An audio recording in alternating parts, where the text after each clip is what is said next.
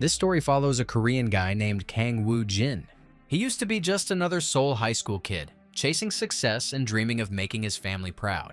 That carefree life ended without warning, with no chance to rewind or fix anything. An unknown force suddenly tore open a portal and dragged the student into a completely different world. There, he faced endless waves of nightmarish monsters hungry to rip him apart piece by piece. School and family vanished in an instant, replaced by a world where only the fastest killer gets to survive. From that moment on, he gained the Necromancer class, along with skills that allowed him to summon the dead. Over the next brutal 20 years, Kang Woo-jin evolved non-stop, crushing new monsters day after day. His abilities climbed past all limits, and slaughtering beasts slowly became routine. Then, that same unknown force threw him back to Earth, as if mocking everything he had endured. On his home planet, only 5 years had passed, yet that was more than enough to change everything. Seoul in 2021 was no longer a calm or comfortable place to live. Even school had turned into a place where no one could truly relax or feel safe. A top student named Jamin usually rushed straight home once classes ended. Local bullies blocked his path and made it clear that his easy days were over. His perfect answers in class had long made other students feel small and inferior. The bullies decided it was time to put the overconfident honor student in his place and leave bruises on his neat face. Now, he would finally learn that standing out was a mistake and blending in was safer. As the honor student's blood dripped onto the ground, his attackers openly laughed at him. No one here was shocked by blood anymore. Scenes like this had become normal in this world. Then the sky warped, and a strange flickering aura spread through the area. An overwhelming force opened a portal and returned a former student of this school from another world. At first, no one understood what was happening, and the bullies even stopped mid-beating. Moments later, a man appeared, someone who had survived hell for 20 long years. To Kang, the scene looked savage and wrong, and he decided it was time to step in.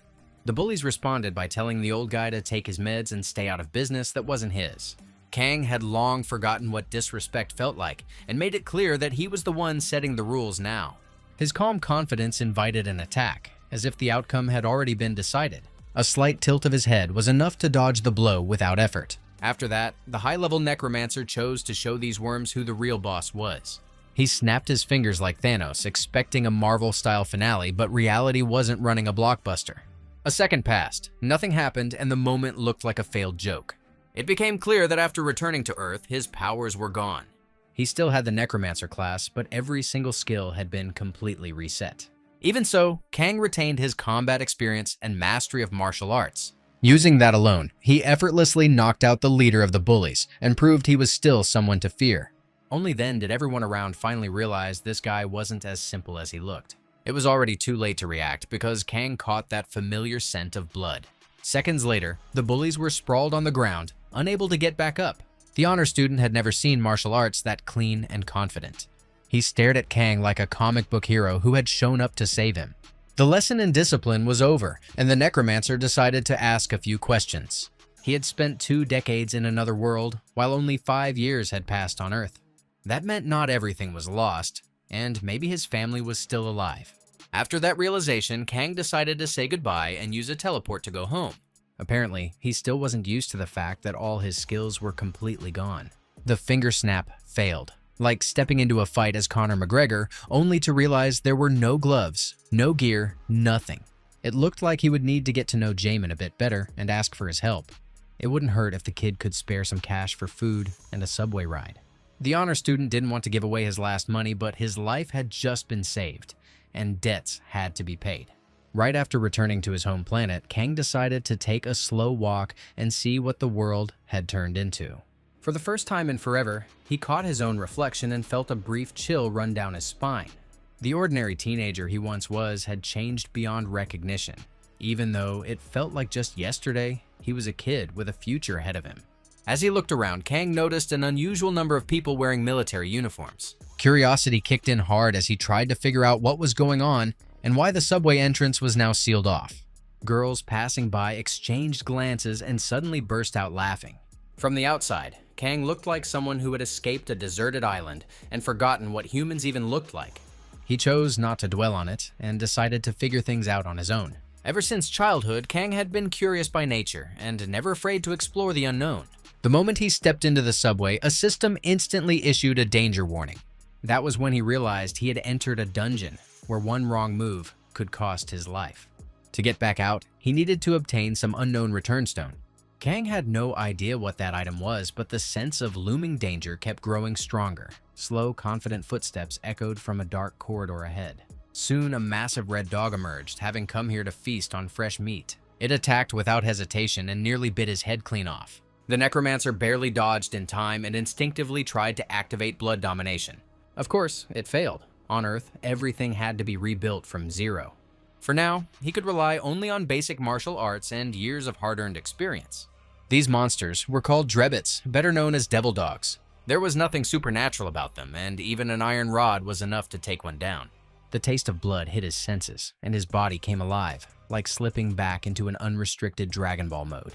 After that, the number of monsters around him multiplied by the dozens. They began to surround him, not realizing that he was enjoying every second of it. A few clean, confident moves sent another wave of red dogs straight to hell. An unknown system announced that his hunter level had risen instantly. Everything clicked into place. Kill monsters, grow stronger, and reclaim lost progress step by step. There was nothing wrong with gaining power, especially if it meant cleansing his hometown. The experience points earned in the past were still there, waiting to be spent. Without hesitation, Kang poured every single point into boosting his basic stats. He felt his body harden and grow stronger, fully aware that this was only the beginning. To find the return stone, the entire dungeon had to be cleared. The necromancer welcomed the challenge and spent the next several hours non-stop wiping out monsters. Even that wasn't enough to return to the surface. It turned out that each section of the subway had its own monster group that needed to be eliminated. His stats kept rising, slowly restoring fragments of his former power. At last, Kang felt it. He could summon the dead once again. This was the very skill that had once made him a legend in the other world. A single spell was enough to pull dead souls out of hell and call them to his side. They obeyed every command. And once the skeletons were unleashed, they handled all the dirty work. When Kang and his army finished off every monster, the subway was practically drowned in blood. At that moment, a glowing red stone appeared in the dark corridor, calling out to him. Meanwhile, a local security guard showed up near the subway station. He had gone for lunch calmly, convinced that only a lunatic would enter such a dangerous place. Returning to the station, the guard saw the broken lock and screamed in pure terror. With shaking hands, he grabbed his phone and immediately called for backup. His pupils dilated as cold sweat ran down his forehead. From the open portal stepped a strange man who showed zero reaction to the danger around him. It felt like he had just finished a casual stroll, not walked out of a deadly dungeon. By that point, Kang had already realized that dungeon gemstones were now the hottest and most valuable currency around. One member of a powerful guild had just scored a reward that was truly worth killing for. He had no intention of sharing it with the captain, and was already imagining the cash hidden safely under his mattress. The plan felt flawless until a familiar voice cut through the cold alley behind him. The sharp sound of heels made his body lock up as his entire life flashed through his mind in seconds. When red eyes ignited in the darkness, all doubt vanished. She was standing right there. Almost every hunter in the city knew exactly who Yunhi of the Hwarang Guild was, one of the strongest hunters in the country, a woman who earned the title of captain through pure dominance. There was nowhere to run, and giving up a year's salary was not an option he was willing to accept.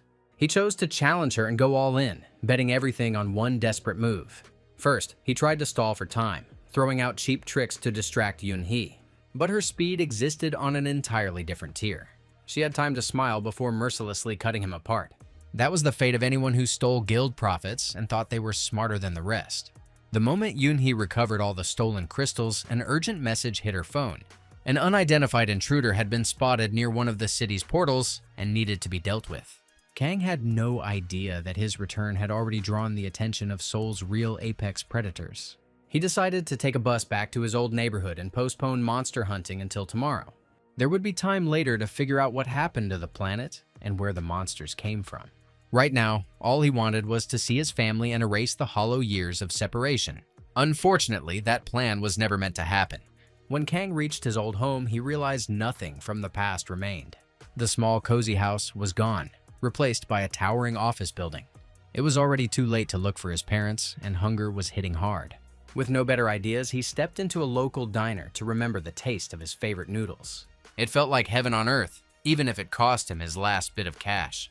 At that moment, another hungry young guy approached the diner. As soon as he walked in and noticed Kang, he hesitated and clearly grew nervous. It was Jaemin, the same honor student who had nearly been beaten to death by bullies. For the main character, this reunion felt like fate handing him a clean solution to future problems. In this changed world, money and a roof over one's head meant everything. If the necromancer didn't want to sleep on the streets, he would have to ask for help. Jaemin lived alone, so all that remained was convincing him to do a friendly favor. Kang asked to stay the night, offering all the money he had in return. In truth, he was simply giving back the same bills he had taken from the student that morning. Awkwardness had never been Kang's weakness, and that was probably why he usually got what he wanted. After a calm night, Kang decided to visit his old school the next morning. He met his favorite teacher, who struggled to believe this wasn't a dream. You don't see a student who vanished for 20 years return alive and untouched every day? They shared a couple of cups of coffee and talked quietly, digging through memories of the past. Near the end of the conversation, Kang asked for a list of students. He wanted to repay the friend who had kept him from freezing on Seoul's cold streets. Kang understood perfectly that Jaemin would run into trouble with the same bullies again. Bad guys almost always come back for payback after being humiliated. To keep the defenseless honor student out of danger, interference was unavoidable. The bullies quickly surrounded the kid, making sure no witnesses were around. They were just about to smash his face when a familiar presence cut in. The necromancer appeared, clearly ready to show his power again. He challenged every one of them to step outside and settle things the hard way. Rumors of what was happening spread across the school in no time. Students ditched their classes and gathered on the rooftop to see how it would all end. All that was missing was popcorn and cola. The scene felt like a UFC tournament final, with the entire school as the audience. Kang suddenly realized he had seen moments like this countless times before, just in a different world. Almost every world breeds people blinded by arrogance, drunk on power and authority. During his time on Alphen, Kang had crossed paths with that kind more than once. His greatest rival there was the necromancer Cassius, a man who summoned only the souls of sinners to seize control. Compared to battles like that, today's school clash felt laughably insignificant. The lead bully finally snapped and called in his friends, deciding to overwhelm the old man with numbers. As the wise say, kindness is met with kindness, but evil is answered with justice. Kang made it painfully clear that school kids weren't even close to his level. A few sharp, precise punches to the face instantly sobered up the overconfident idiots.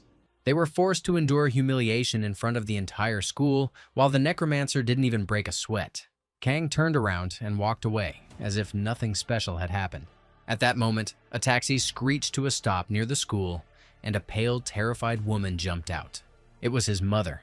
One look from her was enough to turn the necromancer back into a scared child. Seconds later, they were holding each other, tears pouring freely. Kang buried his face into his mother's shoulder and forgot how to breathe for a moment. According to her, right after her eldest son vanished, portals filled with monsters opened all over the world. Subway stations instantly became dungeons, and his father died on the way to work. His mother was left alone to raise a young daughter named Sua, and the family's finances collapsed fast. Every day turned into torture, with survival meaning a fight over every last coin. Stepping into their new home, Kang immediately felt how heavy the burden had been on his mother's shoulders. His heart tightened at the sight of the cramped room where you could barely turn around. In one of the boxes by the wall, he found his and his father's belongings that his mother had never thrown away. A little later, young Sua returned from kindergarten, barely recognizing her older brother. He once changed her diapers, and now she called him Uncle Kang. That's what happens when you're gone for 5 years, but it wasn't the end. There was still time to fix things. As night fell, it was time to rest and think about tomorrow. The main character replayed his entire journey, trying to figure out his next move. 20 years ago, Alphen had summoned him without reason or warning. That world felt like a brutal game where life was always on the line. Survival demanded fiercer combat than anything he had ever known. After countless bloody battles, he finally reached the peak as a max-level necromancer. Then came the encounter with the spatial administrator who sent him back to Earth. For years, Kang had dreamed of reuniting with his family, thinking it would be simple. But after returning, he realized his beloved planet had changed beyond recognition. His father was dead, his family was barely surviving, and it tore his heart apart. This couldn't continue. He had to use his abilities and start making real money. His family had lived too long without support, and now it was time to fix everything. The next morning, Kang bought a new phone and remembered the dungeon incident. Back then, the guard had told him about the awakened profession and its key details. People with supernatural abilities were called the Awakened. This profession offered a way to earn serious cash and escape poverty. Kang made up his mind that he wouldn't return home until he could support his family. He texted his mom saying he would stay with a friend and make her happy very soon. Then he dialed Jaemin's number and heard a completely unfamiliar voice on the other end. Turns out it was a fake number. Trust level about as solid as an NFT bought at 3 a.m. because of hype. A serious punishment was coming his way, and compared to that, dealing with bullies would feel like paradise. After a long school day, the young and promising honor student was heading home. He thought about the guy who had saved his life, yet still considered him a total psycho. That was exactly why he gave a fake number, deciding he never wanted to cross paths with that madman again. When Jaemin got home, it took him a moment to process what had even happened there. It turned out Kang had already been in his room for a while, acting like the place was his own. He clearly didn't care that breaking into someone else's apartment could easily land him in prison. Completely relaxed, he explained that he was an Awakened and planned to start a career as a hunter. That claim didn't sound crazy, considering he had beaten up 5 bullies alone without even breaking a sweat. Jaemin added that Awakened hunters make insane money and can afford almost anything. The first step was registering with the association and getting official access to dungeons. To feel safer, joining a guild and securing backup was also an option. Almost no one worked solo anymore. It was considered way too risky. Even so, the necromancer trusted no one and wanted to operate strictly on his own terms. He needed to book an appointment with the association, and Jaemin agreed to help. He grabbed the phone and realized it was an iPhone from the era when Elon Musk hadn't even thought about Mars yet. The world seemed to darken around him, and the necromancer's expression changed completely. It turned out he had bought the phone early that morning from a store that swore it was the latest model. The seller was just a scammer, but it was far too late for revenge. Before registering a dungeon for clearing, a license was required. It also became clear that entering a dungeon came with an entry fee. Kang had no choice but to ask the honor student for help again. He asked to borrow money and honestly warned that he'd be staying in the apartment for a while. Jaemin froze, unsure whether to get mad, panic, or just accept it, while Kang couldn't care less. The next morning, the main character headed to the Awakened Association and instantly drew everyone's attention.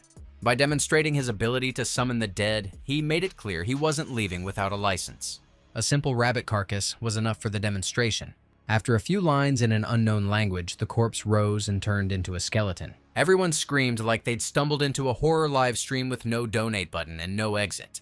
He kept his real tricks in reserve for more serious missions. It turned out necromancers were extremely rare among the Awakened. To judge the level of such a hunter, the strength of their familiars had to be tested. A green goblin was brought into the arena and the fight was authorized to begin. Kang immediately ordered the skeleton forward, showing no mercy. After several hours, one of the association staff officially handed him a hunter license. The skeleton turned out to be fairly weak, earning the necromancer the lowest rank. His talents clearly hadn't fully recovered yet, but it was enough to start a career. Now, he could legally enter dungeons and earn a living. His arrival immediately caught the attention of a more experienced Awakened team.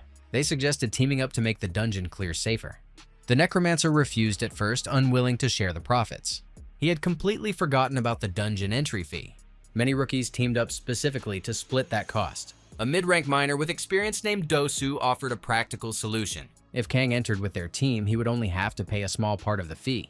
After a short pause, Kang agreed. He had no real choice, and his money was running out. While preparing for the raid, he met an insecure newcomer. This cheerful yet slightly nervous guy was named Sangu, and it was only his 3rd raid. He had awakened a few months earlier and immediately dropped out of school to chase an adventurer's life. The kid dreamed of a legendary future, but was clearly terrified of messing up. The moment he saw injured hunters, those dreams evaporated fast. It was obvious the dungeon clear wouldn't be easy, but no one planned to back out. The team leader was overly confident and rallied everyone around their shared goal. A stench hit them hard, like they'd walked into a raid that felt more like an after-school Call of Duty lobby. That was apparently the stench of goblins who had been squatting on this subway station for way too long. The fight kicked off without warning, and even the terrified Sangu decided it was time to prove himself. His fireball technique actually worked, despite him being nothing more than a rookie. The rest of the squad didn't shy away from the dirty and dangerous work either. Their attacks tore into the monsters, dealing serious and painful damage. Even with a numbers advantage, the goblins barely stood a chance. To avoid standing out, the necromancer summoned only a single undead, Yet that alone was more than enough.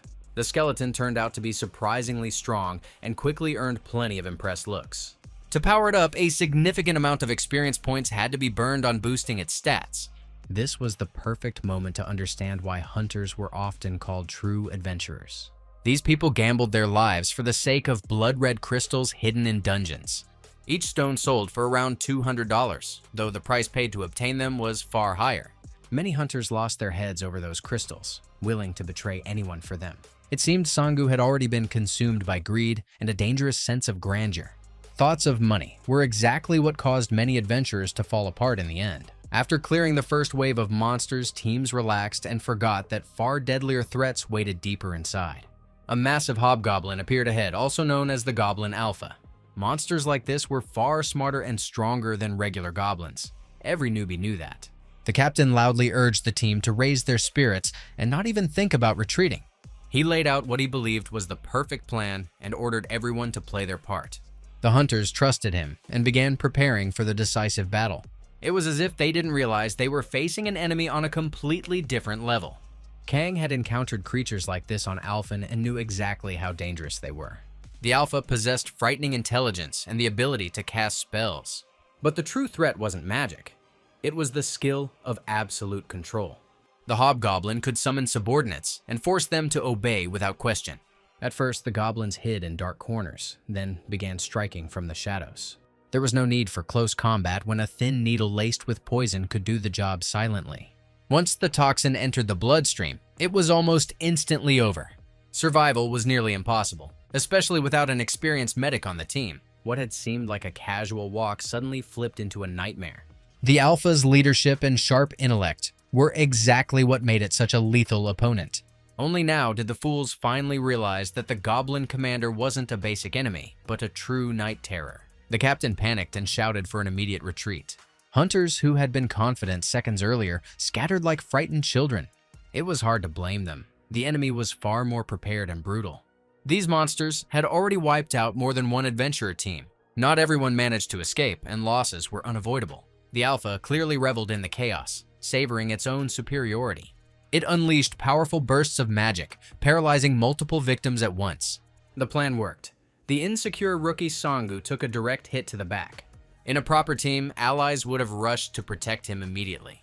But Sangu had joined a group where everyone looked out only for themselves, and he was abandoned fast. The hunters left him behind, and the air around him grew heavy with doom. Goblins closed in from every side, while a single mysterious figure watched from the darkness. Kang didn't run with the others. He had been waiting a long time to start a real goblin hunt. To steady himself, he summoned several powerful skeletons to his side. Seconds later, the undead charged into battle against goblins from another world. As the massacre raged, two captains faced each other, ready to decide right there who was truly stronger. Kang had no intention of backing down. He was used to being the one who struck first. A precise strike pierced straight through the enemy's skull, sealing a clean and unquestionable victory. The system instantly boosted his level, letting Kang feel like a real superhero for a brief moment. He acted purely for himself, never once considering that his actions had also saved a young rookie. Just a few months ago, that kid was an ordinary student, and now he had stood one step away from death. He survived, asked for help, and it was right then that Kang paused to think for the first time. His goal was simple: grow his own power and support his family, while the fate of strangers barely mattered. For the right money, he'd be ready to save Greenland, Taiwan, and Kanye West's career all at once. The necromancer helped the rookie, then immediately sent him off to collect blood crystals. A life saved meant a serious debt, and that was exactly how the adventure business worked. Watching Kang, the rookie couldn't believe this monster was ranked F. It felt impossible. It was obvious the necromancer was far stronger and deliberately hiding his power to stay off the radar. Together, they pushed deeper into the dungeon, wiping out monsters with steady precision like a single unit. Whenever Sangu needed support, the senior hunter instantly used restoration magic. In that time, they gathered crystals worth several $1,000s, and this was only the beginning. For perhaps the first time in his life, Kang showed greed and made it clear that money mattered to him. If Sangu failed to repay his debt, he would quickly regret not dying back in the goblin fight. After fully clearing the dungeon, it was time to head up, when the system suddenly issued a danger alert. The necromancer sensed a faint thirst for blood, even though there were no monsters left ahead. It wasn't hard to guess. The remaining team members had set up an ambush. Kang ordered the filthy rats to come out of hiding and finally face him directly. At first glance, they almost looked ashamed, as if regret had finally caught up to them. In reality, the hunters were just scared and convinced their comrades were already beyond saving. That only raised one question. Why come back at all, instead of retreating to the barrier? The captain tried to smooth things over, claiming he had come to his senses in time. He insisted he only wanted to help and make sure everything was under control. In truth, his eyes were locked on the return stones worth a fortune on the market. Kang calmly poured them onto the ground, like they were nothing more than cheap candy. Anyone was free to step forward and try to claim the reward. Instead of a bloody clash, the captain smiled and called it all a misunderstanding. He swore they had come purely to help and never cared about the money. His performance was so convincing that even the distrustful necromancer relaxed for a split second. Kang thought he had imagined the conspiracy, believing reality was simpler than that. The moment he let his guard down, those bastards revealed exactly why they had returned. Brutal strikes came crashing in from all sides, aimed at the two rookies at once. Sangu, who had only just healed his wounds, was thrown back into serious danger. There was no doubt left. The captain was rotten to the core and didn't deserve a second chance. He drew his sword and lunged forward, determined to eliminate an unwanted rival. While a bloody hunter-on-hunter massacre erupted underground, it was time to briefly shift focus. An elite squad of adventurers was just wrapping up their mission. Yunhi received an unexpected call and learned that the recent intruder had been located. His name was Kang Woo-jin, and there was almost no information about him. He had only just registered as a hunter and should be clearing his first dungeon right now. Yunhi immediately set out in search of him, unaware that the boy was in mortal danger. The captain was certain the rookie was dead until he saw that devilish smile. The cheap ambush had failed, and the moment of reckoning had arrived. A savage impact against the concrete shattered several ribs and twisted his insides apart. It was merciless, but that exact mindset was how the necromancer survived on Alphen. Back on Earth, he had no intention of changing and remained absolutely ruthless. The rest of the team couldn't even hope for salvation. They had betrayed their profession, and now the dead would drag their souls straight into hell. Even as death closed in, Dosu still clung to hope for a second chance. Far too naive a thought for a world like this. A man who survived 20 years in hell can't be bought with pretty words. A cold dagger pierced the greedy captain's heart and drained his soul down to the last drop. That day claimed not only monsters, but also young hunters who chose to gamble with a deadly game. Watching it all unfold, the young rookie had no doubts left. Standing before him was a vicious, merciless hunter, ready to do anything for profit and levels. Opinions about the main character could differ, but at times this guy was genuinely terrifying. Over the course of the day, the necromancer saved Sangu's life twice. Help like that never comes free, and the price would be doubled. Half an hour later, the dungeon administrator grew uneasy and considered calling the recon team. He was convinced all hunters were dead until the barrier finally opened. Only 2 members of the large team managed to reach the exit. The administrator sensed something was wrong, but chose not to ask unnecessary questions. He knew hunters died in dungeons all the time, and it shocked no one anymore. Even so, Kang had to leave a phone number for questioning after the investigation. Once the mission was complete, they immediately sold the precious blood crystals. The tempting scent of easy money made the necromancer's heart beat faster than usual. In a single raid, he earned over $10,000 and finally escaped poverty. Now, big money could be made every day, securing a comfortable life for his family. His partner's mood was far darker, knowing debts for a saved life were waiting ahead. Sangu had been careless and misheard the amount he owed. Instead of $4,000, he believed the debt was $40,000. He would have to seriously rack his brain, maybe even sell his grandmother's apartment. After wrapping up the dungeon business, Kang decided to stop by a phone store. This was where a guy nicknamed Donut loved scamming trusting customers. His real name was Hoon, and today his sweet life came to an end. He had sold the wrong person an old phone at the price of a brand new model. Kang didn't waste time talking and went straight to beating the fat man down. Donut needed to learn the boomerang rule. Bad deeds always come back around. His face turned into a bowling ball, like stepping into the ring against Prime Mike Tyson. That was enough for him to swear he'd never scam customers again. Besides, fixing the mistake was unavoidable anyway. Kang demanded a brand new phone that had only just hit the market. With that settled, he decided to update his contact list. He could have gone home and eaten properly, but plans derailed once again. Unknown men surrounded him, and the situation clearly promised nothing good. The necromancer tensed up and spotted a woman who was obviously their boss. Yunhi locked eyes with him, making it clear she intended to teach him a harsh lesson today. Kang reacted with open hostility, warning that any touch would end with her on her knees on the asphalt. He had no idea he was facing one of the leaders of the Hwarang Guild and a true superstar of the hunter world. Yunhi released her aura, making it obvious she hadn't come to chat. She hated it when filthy worms crawled into dungeons belonging to another guild. To make sure it never happened again, she was ready to put the guy in his place fast. Kang tried to toss out another joke, but the next instant he felt a cold palm slam against his face. The captain's guard lunged forward and delivered the first crushing blow. It became instantly clear no one here was playing games. One wrong move could end with a tongue ripped out, and that wasn't a metaphor. The necromancer sprang back to his feet and launched a counterattack. He was known for his wild confidence, but today the balance of power began to shift. One precise move from Yunhi was enough for the fearless guy to clearly feel a rib crack. First, he slammed hard onto his back, then felt with his own body what that flexible woman was truly capable of. Her kick crashed into his face like a runaway train with no brakes, wiping everything in its path. In that instant, the guy finally understood one simple truth. He was nowhere near the strongest in this world. The message was clear.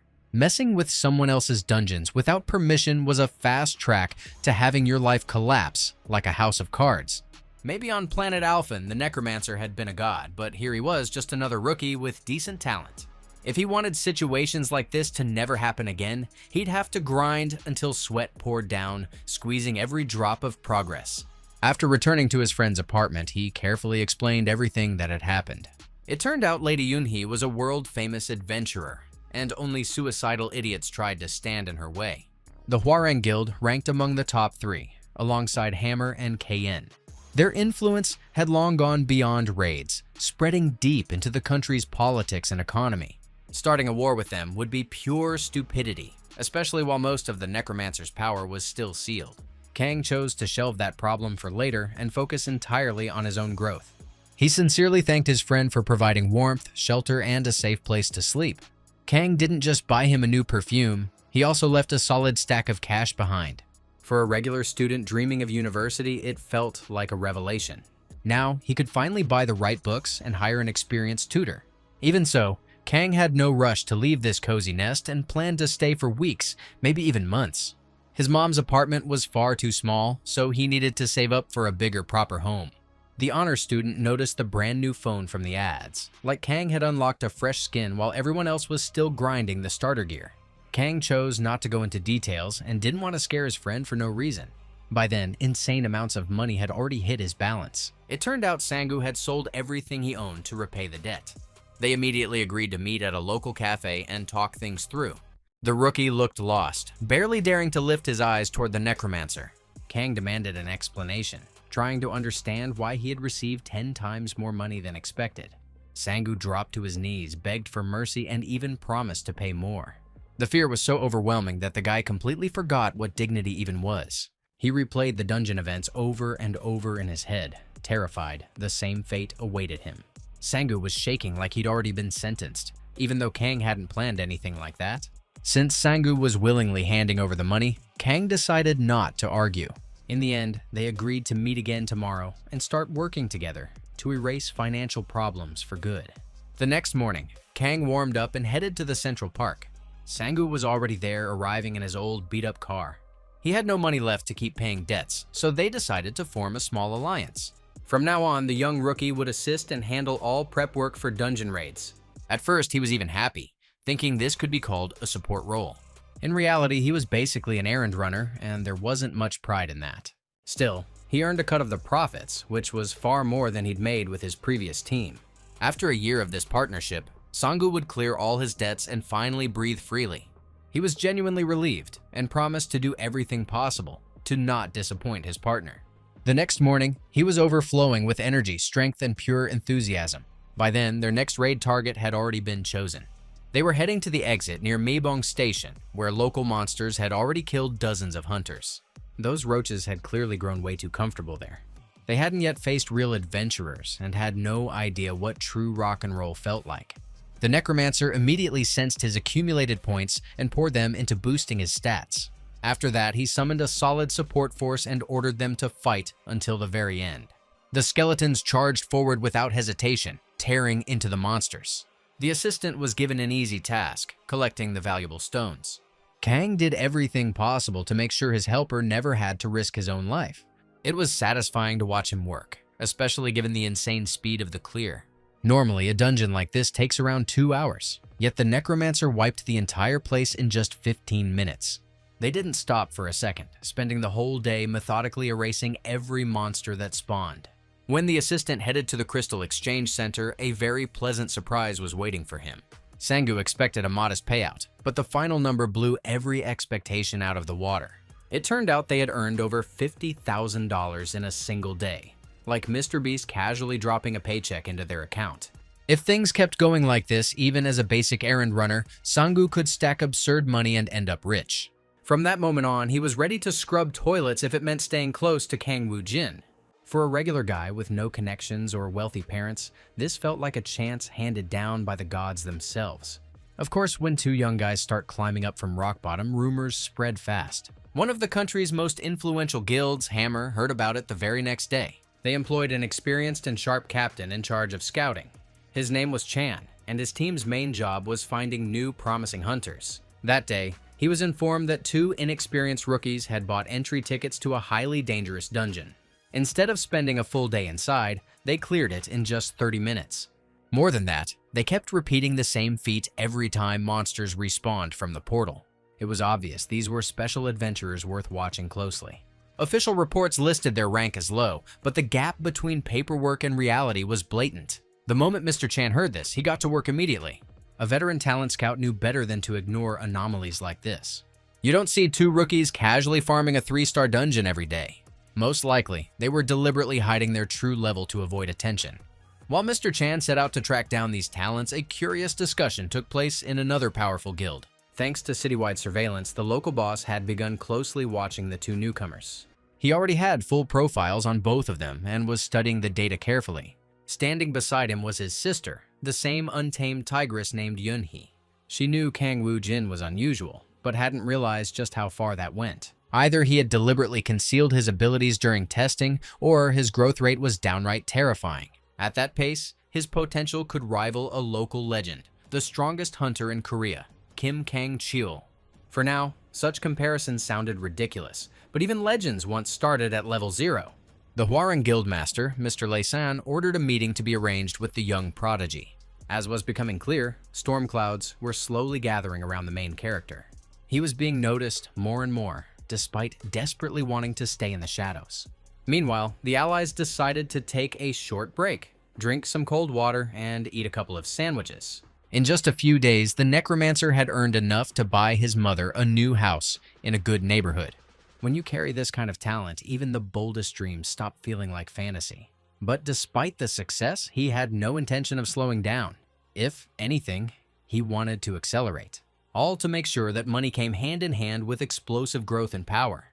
He needed to recover most of his lost necromancer skills as fast as possible. After all, you never know what kind of danger waits ahead. As a reward, the system granted him an additional warrior class. That wasn't great news, since staying a pure mage was far more profitable for a necromancer. Refusing the reward was no longer an option, and the system also granted him a new weapon. At first glance, it looked like an ordinary iron rod, but with each level it unlocked new potential. On top of that, he received a Demon Seal Catalyst. Demon Seals are magical crystals necromancers obtain as they progress. Each great crystal contains a powerful familiar, incomparable to ordinary skeletons. Commanding such beings elevates a necromancer to an entirely different tier. Using warriors like these, he had wiped out every enemy on Alphen, and now he intended to do the same on Earth. He activated the crystal immediately, eager to see what kind of monster was sealed inside. The result blew past every expectation, sending a cold shiver straight down the necromancer's spine. Instead of a monster, BB appeared. Pure Baby Yoda vibes. Cute on the surface, yet radiating the feeling she could wipe out a planet. It turned out she was one of his familiars left behind on planet Alphen. The girl had clearly missed her master, and couldn't understand where he had vanished to. Suddenly, her attention shifted as she caught a disgusting stench of rot and damp decay. One look at the fallen monsters was enough for BB to be sure. The smell belonged to Tranet's allies. From the hero's expression alone, it was obvious that name carried immense weight for him. Trinette was a demon who had invaded Alphen from a mysterious dimension. Relying on an endless army of parasites, he wiped out more than 90% of the population. Kang had never faced him personally, but he knew all too well how dangerous and cunning that monster was. It seemed Trinette had now set his sights on Earth, and that was the true reason dungeons had appeared. All this time, the hero believed he had escaped Hell, when in reality, Hell had simply followed him. By then, Mr. Chan was already standing at the dungeon entrance. Together with his assistant Haman, he was carefully planning how to conduct negotiations. Then the very same rookies emerged from the dungeon, making it clear the raid was over. Sangu looked like a walking corpse, while his boss scanned the surroundings with caution. Representatives of the Hammer Guild smiled and did everything they could to secure a new diamond for their roster. The necromancer didn't even bother listening, making it clear he wouldn't waste time on that. From the outside, he looked like a lunatic who trusted absolutely no one. Kang made it clear that if they kept pushing him, he wouldn't hesitate to show his dark side. After all that negativity, he needed to blow off steam and decided to give his mother a special gift. She couldn't believe for a long time that the massive house now belonged to her. Years of hardship, hunger, and poverty were finally left behind. Her eldest son not only bought her a spacious home, but also transferred a solid sum to her bank account. He explained that he had started working as an adventurer and promised to be extremely careful. No matter how worried she was, refusing such generous gifts was almost impossible. The family finally breathed in the scent of freedom and forgot about debt. With family matters settled, it was time to think about something bigger. Kang decided to meet with his familiar again and talk everything through properly. Bibi could transform into a small kitten to avoid drawing attention with her devilish wings. The master tried to understand how the energy of an evil demon had even reached his home planet. Was it really true that nothing could be done now, and Trinette would conquer Earth? There were no answers yet. Only waiting and hoping for the best remained. By that time, Kang was no longer alone. Another guild representative had tracked him down. This one was the leader of one of the strongest factions, bold enough to come in person. While he tried to convince the necromancer to join his team, Sangu was having his own moment of joy. After years of driving an old family car, change had finally arrived for him. As a kid, he dreamed of owning the coolest ride in town to cruise around with beautiful girls. Now, the dream was real. Only the paperwork stood between him and the keys to a brand new BMW. He was shining brighter than DiCaprio with an Oscar, like pulling a legendary drop on the first loot roll. After this news, the story shifted back to the main hero. Today, Kang looked unusually calm and clearly had no intention of starting a fight. He agreed to talk with the man who introduced himself as Yunhi's brother. Unlike his sister, Mr. Laison was calm, tactful, and attentive. He carried the confidence and cold calculation of a seasoned strategist. He made it clear right away that he was interested in young talent and ready to finance the necromancer's growth. If Kang joined his team, money would flow in faster than it could be spent. The offer was tempting, but even that wasn't enough to make Kang bend his principles. He had no desire to follow someone else's orders or share profits with outsiders. To apply some pressure, the guild boss reminded him that more than 5 years had already passed since the dungeons first appeared. The monster kept growing bigger and stronger, while humanity still failed to grasp the true cause of the catastrophe. The scariest part was that it barely frightened anyone anymore. After all, dungeons had become a source of income. If this kept going, the world would spiral into chaos and someone would have to stop it. The guild boss's main goal was to assemble a squad of the strongest awakened, capable of sealing every dungeon. If Kang entrusted them with his power, that goal would stop sounding like a fantasy. The offer struck a nerve, and he promised at least to think it over. Meanwhile, the Hammer Guild had no intention of backing off. That man didn't accept rejection. Being nicknamed Eric Cartman sounded more like a diagnosis than a joke. The same day, he learned that the young prodigy had booked yet another subway station. On top of that, the two of them were planning to clear a 4-star dungeon today. Either they had completely lost their minds or their growth had gone far beyond common sense. With such a low rank, entering a dungeon like that was officially forbidden. The only way in was as a miner or support staff, which required guild membership. A plan instantly formed in Mr. Chan's mind on how to turn the situation to his advantage. He did everything possible to cancel the dungeon reservation and ordered a car to be prepared. At the same time, Sangu was already driving his boss to the mission, sitting behind the wheel of his brand new BMW. The two had grown closer and talked like people who'd known each other for years. The comfort of the car eased the tension, especially knowing they'd soon dive back into a world of demonic creatures. Upon arriving at the subway station, they ran into an administrator who flatly forbade entry into the portal. According to him, these two adventurers were far too weak for such a pass, and the raid was off the table. Sang-gu tried his hardest to persuade the administrator, even hinting at a bribe, but it went nowhere. They were already ready to turn around and leave empty-handed, searching for another dungeon. And right at that moment, Mr. Chan appeared out of nowhere with his assistant. This time, he knew exactly what to do and how to steer the conversation. He calmly explained that the dungeon belonged to his guild, and all previous reservations were cancelled. If Kang and his partner truly wanted to clear it, their chance was right here and now. Mr. Chan called it a gesture of goodwill, though in reality it was a carefully calculated Grandmaster move.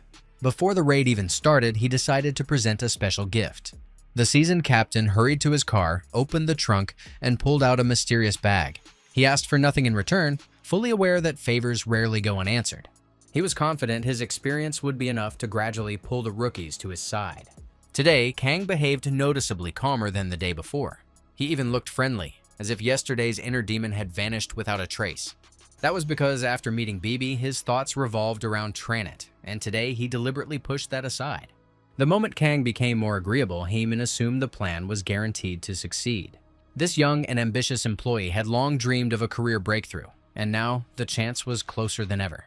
All that remained was to wait for the raid to end, invite the hunter to a cafe, and slide the right papers over after a couple of drinks. He failed to understand one thing. Pretty words don't work on people like that. Someone who survived hell always judges actions, not loud promises. When Mr. Chan returned with the gifts, the hunters were already inside the dungeon. They hadn't waited for him, and the man nearly snapped in frustration. That was because he planned to hand them a full survival kit. Without such gear, rookies stand almost no chance in a 4-star dungeon. Normally, raids like this require a full team of experienced adventurers. No matter how talented, these two were objectively not ready for such conditions. Plenty of overconfident hunters had already challenged 4-star dungeons. Out of hundreds, only a handful ever made it back home. There was no doubt left. Dreams of cooperation could be tossed straight into the trash. These two wouldn't return, and now Mr. Chan was certain of it. While he blamed himself for hesitating, the necromancer and his partner were already surveying the subway interior. Every monster around had already been wiped out, yet the return stone stubbornly refused to appear. The situation felt off, especially when a massive, all-devouring portal tore open in a dark alley nearby. In their right mind, only a complete psycho or someone with zero survival instinct would step into that thing. Naturally, Kang and Sang-gu went straight in. The moment they crossed the threshold, they found themselves in the middle of mysterious jungles, completely naked. All gear and equipment had vanished, leaving the two guys stripped bare and totally exposed. Sang-gu looked like a lost middle schooler, while his boss resembled a Zeus statue that had somehow been dropped into Fortnite. That's what happens when you break into a 4-star dungeon with no prep and no plan. Without hesitation, Kang burned experience points just to buy himself basic clothes. He was only level 10 for now, but sheer experience made his skills hit far harder than those of normal rookies. That gave them a real shot at clearing the place, though relaxing for even a second would have been suicide. Just minutes later, pushing through the jungle somehow turned into pure fun.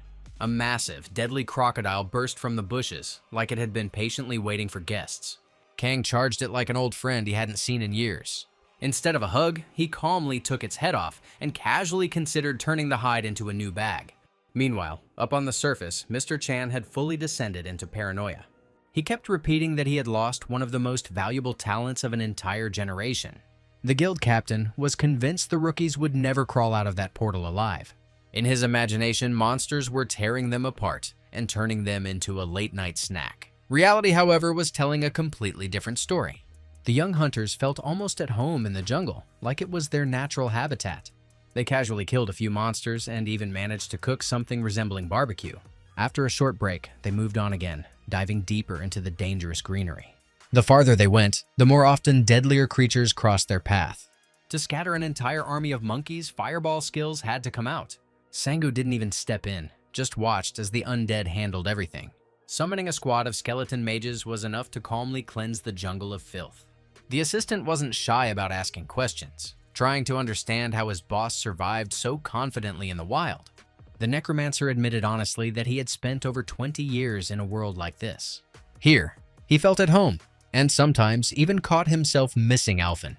After overcoming all the jungle's traps, all that remained was to find the guardian of the Return Stone. Logically, this monster should have been the most dangerous enemy, forcing them to go all out. Yet, when they found the stone, there wasn't a single enemy in sight. Inexperienced Songu thought they'd gotten insanely lucky by skipping the final fight, and that was his mistake. Countless traps lay ahead where one wrong step could mean death. Only seconds passed before it became clear there was no avoiding a battle. From the shadows emerged massive orcs with glowing eyes and blade-sharp teeth. Each one possessed high intelligence and serious martial training. Back on Alphen, Kang had fought orcs many times and had even learned their language. He immediately used that knowledge to understand why they were here. The orcs exchanged shocked glances. Clearly, they hadn't expected a human speaking the ancient tongue. It turned out they had lost their home after being defeated by a great demon. The balance of their world was shattered, and Tranit had promised to rule the entire galaxy. On his orders, the orcs came here, believing Earth would become the monster's new home. But the evil demon had overlooked one crucial detail. One of his old enemies was now defending Earth, and had no intention of giving up his favorite planet. There were no loud speeches or insults. This challenge was decided in silence. Kang simply raised his weapon, and the orcs answered in kind, instantly rushing into battle. The air grew razor tense, and Songu's knees started shaking from the pressure. And it was worth remembering that in the real world, time flowed by completely different rules. Only 5 hours had passed, night fell, and someone else's patience finally snapped. The Hammer Guild staff had no more doubts. The young hunters were dead. Just as they were about to get into the car and leave, the dungeon portal suddenly vanished. Darkness swallowed everything, and no matter how hard they looked, not a single living soul could be seen. All that remained was to file a report and officially record the deaths of 2 adventurers. Mr. Chan was already rehearsing the talk with his wife about losing his bonus, pure vibes of a trader who nuked his savings on Dogecoin. And right at that moment, his heart started pounding like crazy because a miracle happened.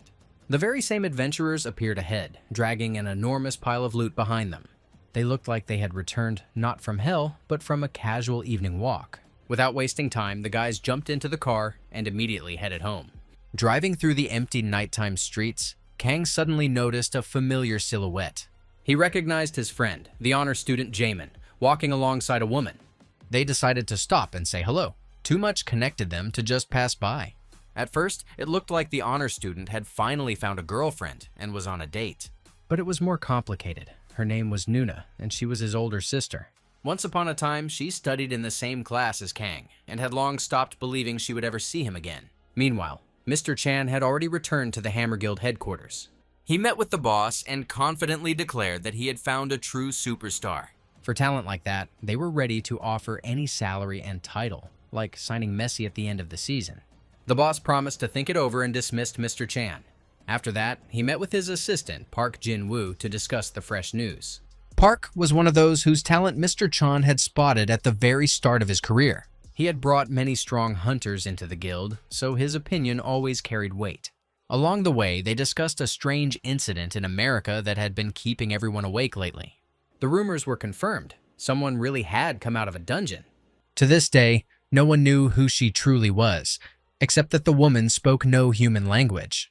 She kept repeating mysterious words that no one could translate. The Americans were doing everything possible to establish at least some kind of contact. The operation was personally led by the head of the Titan Guild, a high-level awakened named Dinkin. The irony was that it would take them a long time to realize the woman had been repeating a single name all along, Kang Woo-jin. After returning home, the honor student immediately sat down to study. But there were too many thoughts in his head to focus properly. Again and again, he thought about his sister, hoping she was safe. He had real reasons for worry and doubt. His sister had agreed to meet a psychopath who had returned from the abyss. You never know what to expect from someone like that, so Nuna needed to be careful. Luckily, a third person was with them, Songu, the assistant. They ordered plenty of food and drinks and spent the time warmly, reminiscing about the past. Back in school days, Nuna had been considered the main beauty of the neighborhood. With her looks, she drove guys crazy without even realizing it. Now, she felt embarrassed remembering those times, as if that incident had changed her completely. She constantly wore a strange hat and flatly refused to take it off. At some point, Songu noticed that his boss behaved oddly around women. It seemed he had never been in a relationship. After all, He'd spent his youth in another world. This clearly needed fixing, and the assistant was already ready to take action. He immediately suggested ordering more alcohol to lighten the mood. Everything went off the rails. Instead of fun, Sang-gu just got the most wasted. The boss gave him a harsh warning, making it clear that behavior like that could cost him a year's salary. At some point, the beauty couldn't take it anymore and fell asleep. The alcohol hit fast, and she clearly wasn't ready for it. Rolling onto her side, Nuna dropped her hat straight onto the floor. The locals immediately noticed her and started whispering, stealing glances in her direction. It turned out there was a scar on her face, one that made people feel awkward just looking at it. Everyone else looked away in embarrassment, everyone except Kang, who calmly picked up the hat and gently placed it back on his friend's head. To him, she was still beautiful, even if that past incident had permanently changed her appearance. The next morning, Nuna woke up and couldn't figure out where she was or what had happened the night before. Lying in her brother's room, she pieced together last night's memories like a shattered puzzle. Her brother explained that she had drunk too much and just needed some rest. Once she felt better, she headed straight to the bathroom to wash up and clear her thoughts. There, she remembered dropping her hat and how her childhood friend had carried her home in his arms. The thought made her uneasy. She had spent years carefully hiding the flaw on her face. After the monster attack, she'd gotten that scar and had avoided mirrors ever since. Realizing that Kang had seen her like that filled her with deep embarrassment. But her memory kindly reminded her that he still called her beautiful without hesitation. That thought made her smile and believe that the feelings from the past hadn't completely faded. Now it was time to rewind a little further and peek into the hero's youth. Back then, he was just an ordinary student with no power, titles, or insane abilities. His parents put school above everything and demanded that Kang always stay a top student. But one day, a problem appeared at school that flipped his world upside down. After meeting her, he could no longer focus on textbooks or grades. She was far too beautiful to think about anything else. Sometimes, they stayed after class to clean the room, then wandered through the evening city together. The atmosphere of those days stayed in his heart as something warm and truly important. At some point, Nuna confessed her feelings to him, and Kang's heart nearly burst out of his chest. Emotions like that now visited him only in dreams. Waking up meant returning to a harsh reality where everything had long since changed. Lately, he had been renting a hotel room so he wouldn't crowd his mother and younger sister. Early in the morning, his assistant showed up and immediately started checking available dungeons. Almost all promising locations were already booked by major guilds. Clearing weak dungeons didn't appeal to him, so they had to look for unconventional options. Kang immediately called an old acquaintance and asked for help with the search. Mr. Chan seemed ready to rush over even in the dead of night, like a manager who just spotted the next Michael Jordan. He actually came through and quickly helped find a suitable place to grind. Together, they headed to the eastern part of the city and located the right portal. Before the raid, they noticed the dungeon was in a reconfiguration phase. Newbies didn't understand what that meant, but seasoned hunters grew grim at the word. Reporters and curious onlookers had already gathered near the problematic portal. Not long after, soldiers arrived and sealed off the area, letting no one through. Here, it helps to dive into the rules and understand how the system works. All dungeons are divided into 3 stages: mine, reconfiguration, and rupture. The dungeons Kang had cleared before were mines, allowing repeated raids. That stage lasts several months, after which limits kick in and the portal enters reconfiguration. At that point, the strongest guilds race to seize the renewed dungeon first. Whoever clears it first officially becomes the owner. Mr. Chan warned that such dungeons are far more dangerous. The monster levels spike hard. A hunter without guild backing shouldn't even think about going in. Despite the risk, Kang was already imagining what it would be like to own his own dungeon. He was ready to step into chaos until he heard some bad news. The new dungeon consumed too much energy, and rookies simply weren't allowed inside. It looked like he'd have to admit that teamwork sometimes has its advantages. While the necromancer mulled this over, the crowd around them was already pulling out phones, snapping photos of the rising stars. These were the elite hunters of the Hwarang Guild, arriving to take full control of the dungeon. Their polished, high-end gear instantly pulled every gaze in the area. And of course, it was impossible not to notice that very girl who seemed afraid of absolutely nothing. They had crossed paths before, and Yunhi had left behind a deeply unpleasant aftertaste. Now the necromancer had the perfect chance to settle the score. He had no intention of backing down, and quickly came up with a way to slip into the dungeon. A crooked grin spread across his face as he deliberately started mocking the experienced, fearless woman. He teased her with sweet, borderline reckless words, clearly pushing buttons on purpose. Every move was pure provocation, calculated with a single goal: to get under her skin. No matter how hard she tried to keep her composure, this guy knew exactly how to dig deep. A crowd gathered fast, everyone eager to see what would happen to the one who dared anger the Princess of Death. Yunhi finally snapped, waved her hand, and roughly shoved the insolent fool aside. That was exactly what he had been waiting for. A single touch was enough for him to accidentally stumble and fall straight into the portal. Now the administrator would have no questions. Everything could be logged as an accident. It was too late to react. The portal accepted its new victim and shut instantly. The assistant couldn't do a thing, left only to sip his latte and hope the boss would come back alive. In the next instant, the necromancer found himself in a scorching desert of another world. He geared up immediately and came face to face with the king of quicksand. A massive, foul-smelling sandworm crawled toward him, expecting easy prey. A perfect warm-up, and a good chance to cleanse the dungeon of worms at the same time.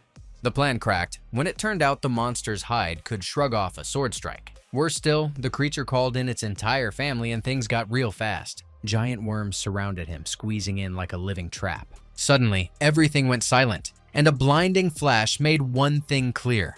Today was a bad day for worms. The entire family was turned into minced meat by the power of the universal spear. The weapon grew alongside its master, step by step becoming a nightmare for monsters. In the distance, a new type of worm appeared, known here as balls. Even those couldn't scare an experienced necromancer. He was already imagining turning them into Nesquik chocolate balls for his morning milk. Blows rained down one after another, turning the desert into a full-scale battlefield. When it was over, the guy could barely stay on his feet from exhaustion. He had to use a purchased potion that instantly restored his health. His body stabilized, and he could move on toward the nearest city. All this time, intense public attention remained around the subway station. People didn't disperse and grew more impatient with every passing minute. Many openly called Kang an idiot for sticking his nose where it didn't belong. It nearly sparked a conflict. The assistant refused to tolerate insults aimed at his boss. He believed to the very end that the necromancer would pull through and come back. No matter what happened, the assistant was sure Kang would carry it on sheer grit and experience. Even Mr. Chan, despite his doubts, felt he was witnessing history in the making. If he survived, Korea would gain a new top tier, like a hidden Elden Ring boss entering the league. But it wouldn't be easy, since the number of monsters inside the dungeon kept rising. After the worms came the parasites hiding in the mountains. There was no way around using skeletons here. The enemies were simply too many. Closer to noon, the hunter finished the slaughter and reached an abandoned city. Once, this place had been called Lucrezia.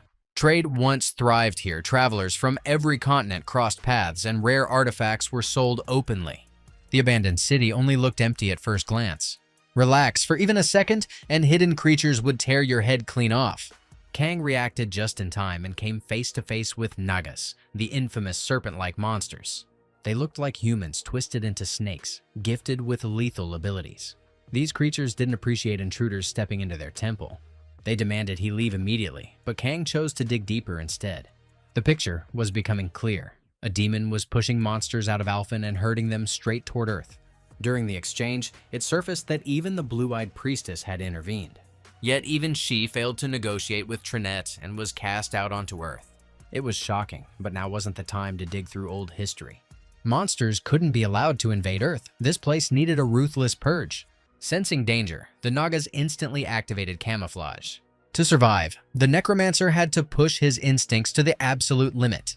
Both sides went all in, blades, screams, blood. No one planned to retreat. Even the skeletons evolved mid-fight, manifesting new weapons and attacking far more aggressively.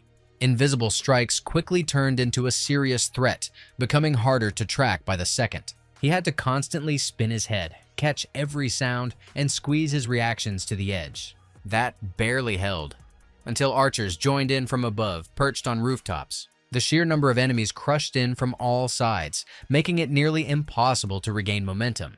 The Nagas were clearly stronger and completely at home in close combat. Even combat-grade skeletons could no longer turn the tide. That left only one path to survival.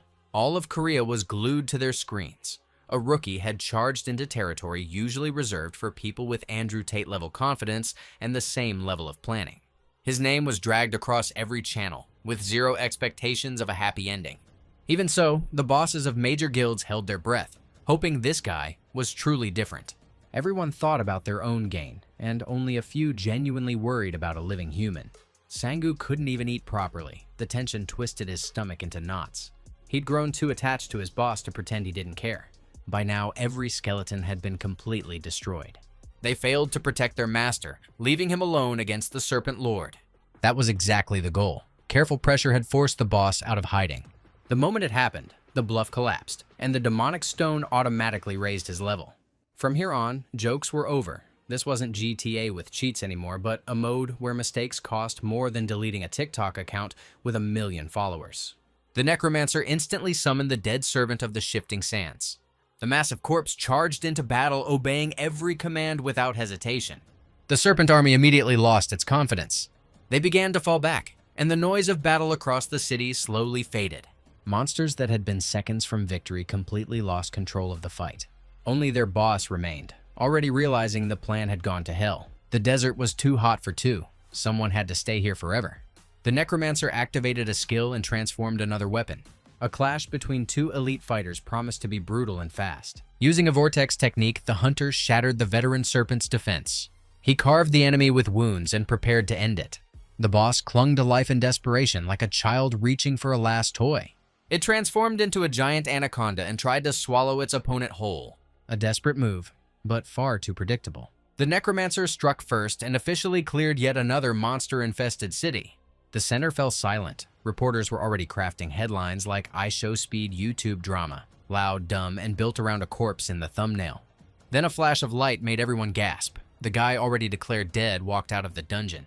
Paparazzi cameras fired non-stop, while a close friend rushed in for an embrace. After a brief greeting, it was time to deal with the woman responsible for all this chaos. Without Yunhi, clearing this dungeon would have been impossible, so on paper she genuinely deserved praise. Her face made it obvious how badly she wanted to grab his neck and rip his Adam's apple clean out.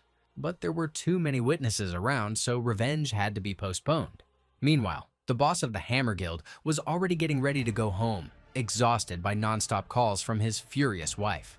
He was almost dressed when news came in that the guy had actually made it out of hell alive. Holding a 5th level dungeon solo was like walking into a mob of crypto bros and realizing they had no plan, no brains, and no exit. It became obvious this guy had reached a high rank and would soon join the strongest adventurers in Korea. That meant Mr. Chan had been absolutely right to offer the rookie a high position and a fat paycheck. Even blindfolded, he could sniff out talent, and he'd proven it more than once. If Hammer secured this new superstar, the guild would easily become the best in the country. From that moment on, the boss had no doubts left and was ready to pay any price for the kid. Their main rival, the Hwarang Guild, wasn't planning to waste time either. Its boss was meeting with a minister, calmly discussing the progress of their shared interests. Preparations were complete, and plans were finally taking real shape. During the quiet conversation, Laysan received a message from his sister. He couldn't even imagine that the guy he'd spoken with recently had single-handedly wiped out every monster in a lethal dungeon. Now Hwarang was joining the hunt as well, and for that, Laysan was ready to ask the minister for a favor. Several days passed before the main hero even started thinking about new missions. All that time, he simply rested and enjoyed the silence of his friend's apartment. Jamin studied hard for his exams and was openly irritated by all the chaos. There were way too many strangers in his home now, none of whom he had invited.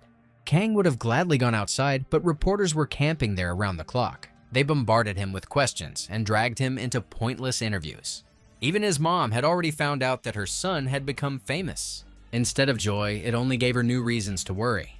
She reminded him that fame always comes with responsibility, and Kang needed to be careful. During the same conversation, it turned out he'd received a draft notice for the army.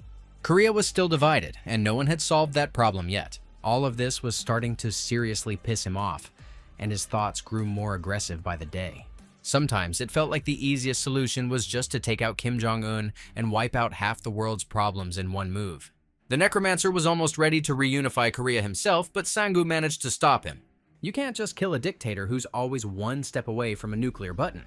They had to look for another path, colder, smarter, more calculated. Sangu suggested a solution, explaining that the system worked differently. Awakened hunters weren't sent to fight like regular soldiers. If a hunter didn't want to serve in the army, they could still benefit the country another way. All it took was joining a guild and carrying out missions tied to national security. The plan made sense, if you ignored the fact that Kang preferred to work solo.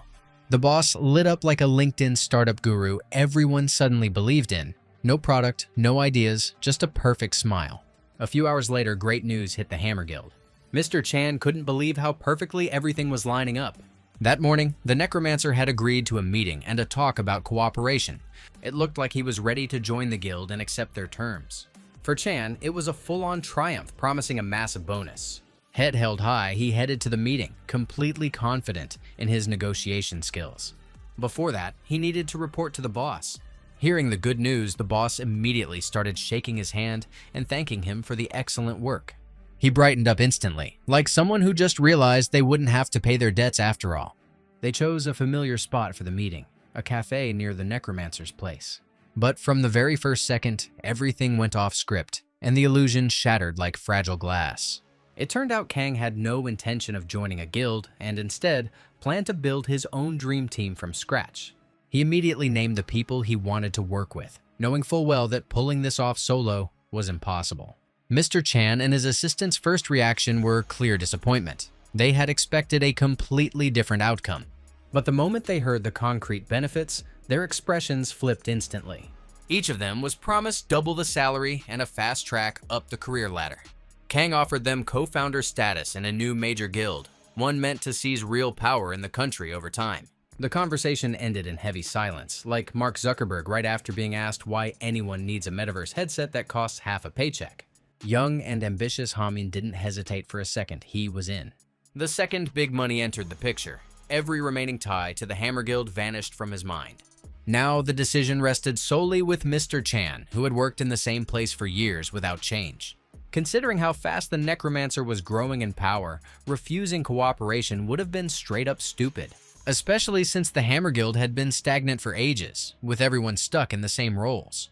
He no longer wanted to stay a background assistant and dreamed of becoming someone who shaped the fate of an entire organization. At that moment, the decision fully formed in his head. He was in as well. Only formalities remained, informing the boss it was over and clearing out the office. Even that supposedly simple step turned into a mountain of problems and stress. When they returned to the office, they were greeted by confetti and loud congratulations. Every employee of the guild had gathered to celebrate Chan's supposedly successful negotiations. It wasn't a joke or a prank, just a massive misunderstanding. The stunned man forced a smile while barely holding back tears inside. He had no idea how to tell the truth and announce his resignation now. The boss refused to listen. The celebration rolled on, and no one seemed to notice Chan's tension. Every minute made him more anxious as he searched for the right moment to speak up. The pressure kept rising until the boss finally approached him directly. All that was left was to exhale and unload everything he'd been holding in. A few minutes later, the boss learned the mission had failed, and the young superstar wouldn't be joining them. He exploded, shouting and accusing Chan of total unprofessionalism. Then he even threatened to fire him, and Chan seized the moment instantly. He calmly agreed to leave the position and placed his resignation letter on the table. For the sake of working with the new star, Chan had risked everything, even paying association staff to adjust the necromancer's rank. He'd gone into debt, constantly booking dungeons under his own name, and was close to selling his car. After all that, staying in the guild and missing this chance would have been pure stupidity. The decision was final, and the opinions of the boss or other employees no longer mattered. From that day on, the Hammer Guild lost a specialist who could find talent even where none seemed to exist. Two friends stood at the edge of a new chapter, with zero guarantees of success. They took the risk and officially joined the newly formed Adral Guild. Why that name was chosen, not even the gods could explain. From that moment on, they became partners and stopped worrying about formalities. Kang wasn't nervous at all, confidently repeating that Adral would quickly become the best guild in the world. He was dangerously carefree and barely understood how this business actually worked. First, they had to put all the small details aside and focus on one major issue. Building a guild took more than just gathering close friends. The team needed a broader staff, meaning they had to push hard and recruit new people. The necromancer greedily scrolled through his phone contacts, which were few to begin with. Soon, he found a suitable option and decided this person would be perfect for office work. The next morning, a typical scammer received a call from his former customer. Hun had no idea how this would end, but fear pushed him to show up anyway. He brought all his documents and that same day became a full-fledged member of the Adril Guild. Donut still couldn't believe it. Yesterday, he was scamming pensioners. Today, he was launching a career. The classic origin story of a future billionaire straight out of a Bezos playbook. A few days later, the new team found a suitable office space and rented it long-term. Everything looked surprisingly solid and respectable, even though it had required a serious cash burn. Not long ago, Donut was convinced this was all a prank and wouldn't last. And it all started when he sold a phone to a dangerous guy who never forgives mistakes. Now that same guy was constantly on TV, and Donut found himself carrying out his orders. After a brief moment of thought, Hun realized this kind of job could bring in real money. He was sick of a salesman's minimum wage and wanted actual growth for once. Turns out, even a casual beating can be the opening chapter of a weird and massive career arc. A bit later, the boss gathered all the founders in his office for a serious talk. It was time to assign positions and clearly define everyone's responsibilities. Kang had zero clue about corporate structure, so he suggested everyone pick their own lane. Any guild splits into two groups: awakened hunters and regular staff. For hunters, the key things are contracts, stable income, and fat bonuses. After hearing all the details, the boss immediately appointed his assistant as director. Sangu was thrilled, feeling like he'd finally grabbed luck by the tail. That joy vanished fast when he learned he'd be director of resource collection, which basically meant hard labor, gathering materials and hauling them on his own back. Mr. Chan took the role of general manager, leaning on years of experience. Haman became head of support, responsible for all internal operations. Things were far more complicated with Donut. He had no idea how the guild world worked, and it wasn't clear why he was even there. He'd been brought in just to help found the organization, and after that he seemed unnecessary. Since he stayed, they decided to give him a job, kind of like giving Drake another hit. Nobody's sure why, but sure, why not? Once positions were settled, the boss proposed the first mission. He needed to complete a raid to get out of mandatory military service. That's when it became clear this was the real reason the guild even existed. Mr. Chan hesitated for a moment, realizing things might have gone differently at his old job. But it was too early for regrets. Big wins were still ahead. Lately, the necromancer had become the hottest topic across the entire country. For Nuna, it felt unreal seeing her former classmate as a national superstar. She still remembered the night he carried her home in his arms. Those memories warmed her heart and gave her hope. But harsh reality kept pulling her back. Dorm residents constantly reminded her to wear a hat and hide the scar. Because of that, she felt broken again and forgot about her dreams. All she could do was stay patient and believe things would change soon. Her brother was supposed to visit today, and they'd planned to go see a movie together. On his way to his sister, he accidentally overheard two women talking in the dorm. Jamin instantly realized they were discussing his sister and her appearance. His chest tightened, and in that moment he firmly decided to help his beloved sister. Meanwhile, the necromancer finished clearing yet another dungeon. He and his assistant stepped out to face a crowd of reporters and ran straight into Donut.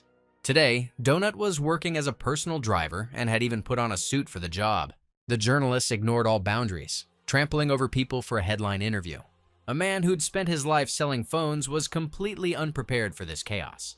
Still, he chose to gamble and use the opportunity. Hun had no intention of going back to the old shop and selling phones for the rest of his life. He snapped and started screaming at the reporters, forbidding them from even touching his boss. He yelled so loud that spit flew everywhere, and strangely enough, it worked.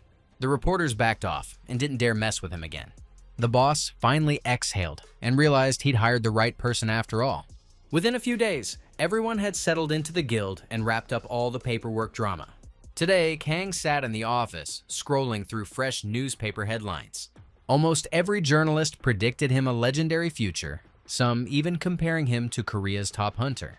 The thought of facing such a rival was tempting, but right now, he had other priorities. Suddenly, Jamin knocked on the door, coming in to ask for help. Just minutes later, Jamin left so quickly it felt like he was embarrassed by his own request, leaving tension hanging in the room. He had looked dead serious, clearly asking the necromancer for something important. After that, Kang started picking out neat clothes and mentioned he was going on a date with Nuna. Donut caught that instantly, and a plan was born in his head on the spot. Officially, he'd been assigned as the plant manager, the guy in charge of office greenery. But he wanted more, so he immediately declared he'd help set up the perfect date. Without wasting time, they headed to a clothing store to build the right look.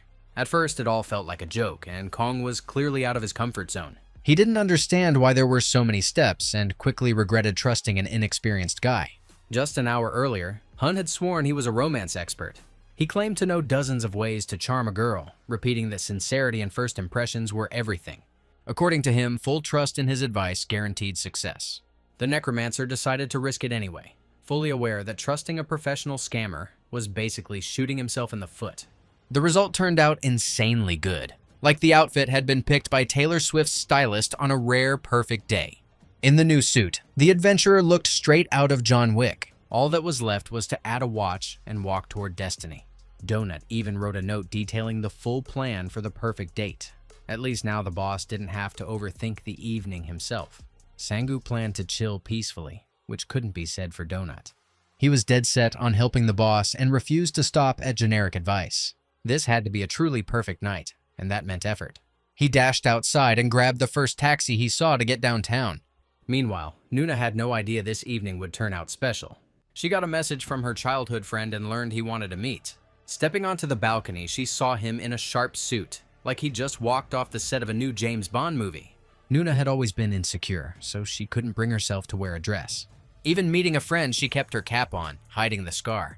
Kang noticed immediately and realized it was time to change something. He walked into a nearby shop and suggested buying 2 stylish masks. She looked him in the eyes and decided this was someone she could trust. Minutes later, they were already running toward the local cinema. Passers-by turned their heads in surprise at the mysterious pair. Once the masks were on, the awkwardness faded away. Kang escaped the clingy reporters, and Nuna escaped thoughts about her flaw. From there, things started happening that were hard to call coincidence. Looking closer, it became clear the theater was empty except for them, and that wasn't random. That only happens when someone deliberately buys out every seat. When the necromancer approached the ticket counter, he was told there were no tickets left. They were disappointed, and even considered another cinema. At that moment, a guy in a strange mask walked up and handed them 2 tickets for free. He didn't give his name and bolted immediately, like he was afraid of interrupting the date. Kang noted the guy looked suspiciously like one of his employees but didn't dwell on it. Donut instantly ran off to refund the tickets since he was the one who'd bought out the whole theater. Minutes before the screening, he was already demanding his money back. Old habits die hard. The movie itself went perfectly, and afterward, they decided to take a walk. The street was flooded with lights, music, and noise. And right in the middle of that chaos, a local clown offered a simple but tempting game. All it took was a small fee and a bit of blind faith in luck, just like in every place built to drain wallets. Nuna talked her friend into trying, and somehow they hit the jackpot on the very first attempt. Usually these games spit out cheap trinkets, but this time the prize was on a completely different tier. When the game ended, the clown took off his glasses and winked, looking like Elon Musk after announcing another genius idea no one asked for. It was Donut himself going all out for his boss, even if that meant putting on clown makeup. The evening flew by like someone hit fast forward, feeling like a perfect stretch of time with zero heavy thoughts. They wandered through shops, laughed, talked, and reminisced about school days, as if the world had never known pain. Later, they stopped by a small restaurant for dinner, catching their breath after the long walk. The date was slowly coming to an end, but the most important moment of the night was still ahead. Nuna felt light and free, as if she briefly returned to a past where the scar didn't chain her body or mind. A strange warmth hung in the air, and she looked into the eyes of the man who seemed like the most beautiful person in the world. Right then, fireworks lit up nearby, their beauty so overwhelming that words felt useless. Out of nowhere, people holding flowers appeared and froze in place, like they were waiting for a prearranged signal. But everything went off script the moment Nuna took off her mask. People noticed the scar and began exchanging glances, curiosity written all over their faces. The awkwardness shattered the mood instantly, and it was clear how she closed herself off again. That's when Kang used his abilities to shield her from the stares and noise of the outside world. He wrapped her in a sealed space and calmly said he had a surprise for her. None of this was random. Jamin had asked him earlier to help his sister. He explained that after their parents' death, she had changed deeply and shut herself away. She stopped smiling and enjoying life, and he begged him to do whatever it took to bring the light back to her eyes. The necromancer found a solution and didn't hesitate to buy a magical restoration potion. This ointment could heal any wound, even scars that had lingered for years. He carefully explained how to use it and asked her not to wash it off until morning, promising the result would be special. After the date, he walked her home, wished her a calm night, and left without rushing. Thinking back on the evening, she couldn't hold back her happiness, even though it had started as a simple walk with a school friend. Only later did she remember the gift she'd received from the clown. Opening the box, she found a ring with a neat, stunning diamond. In that instant, every event of the day replayed in her mind. Now it was clear, the evening really had been special. The people with flowers during the fireworks had clearly been waiting for something specific. The ring pulled all the scattered pieces into one picture. Most likely he'd planned to propose, but everything derailed at the last second. In reality, it was all Donut's doing. He had wildly overestimated his event planning skills. The next day, he had to apologize for getting way too involved. If he stuck his nose in again, he'd be sent right back to selling phones. Hun genuinely wanted to help, but sometimes knowing when to stop is the real skill. Meanwhile, Mr. Chan had already struck a deal with the Ministry of Defense. If the necromancer completed 10 mobilization missions, military service would be off the table. They had to start immediately. A dungeon breach had already occurred in a neighboring city. The necromancer arrived on site at once, by which point most residents had already been evacuated. The city looked empty and dead, making it the perfect moment to explain what a dungeon breach really meant. If a dungeon isn't cleared within a month, the barrier collapses and monsters spill out. That was exactly what happened here. The dungeon proved too difficult. If the monsters fully break free, chaos will erupt and wipe out everything around it. Preventing that requires serious preparation and precision. Assisting the necromancer was First Lieutenant Chahai from a special defense unit. They agreed to drop formalities and move fast to stop a catastrophe. The breach was scheduled for tomorrow, which meant there was still time. To stop the catastrophe, the dungeon had to be cleared, but reality hit way harder than anything written on paper.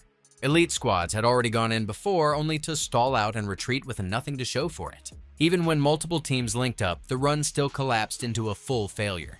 International forces were called in as a last resort, but even that didn't flip the script. In theory, the breach could still be prevented, yet no one left was willing to gamble their life.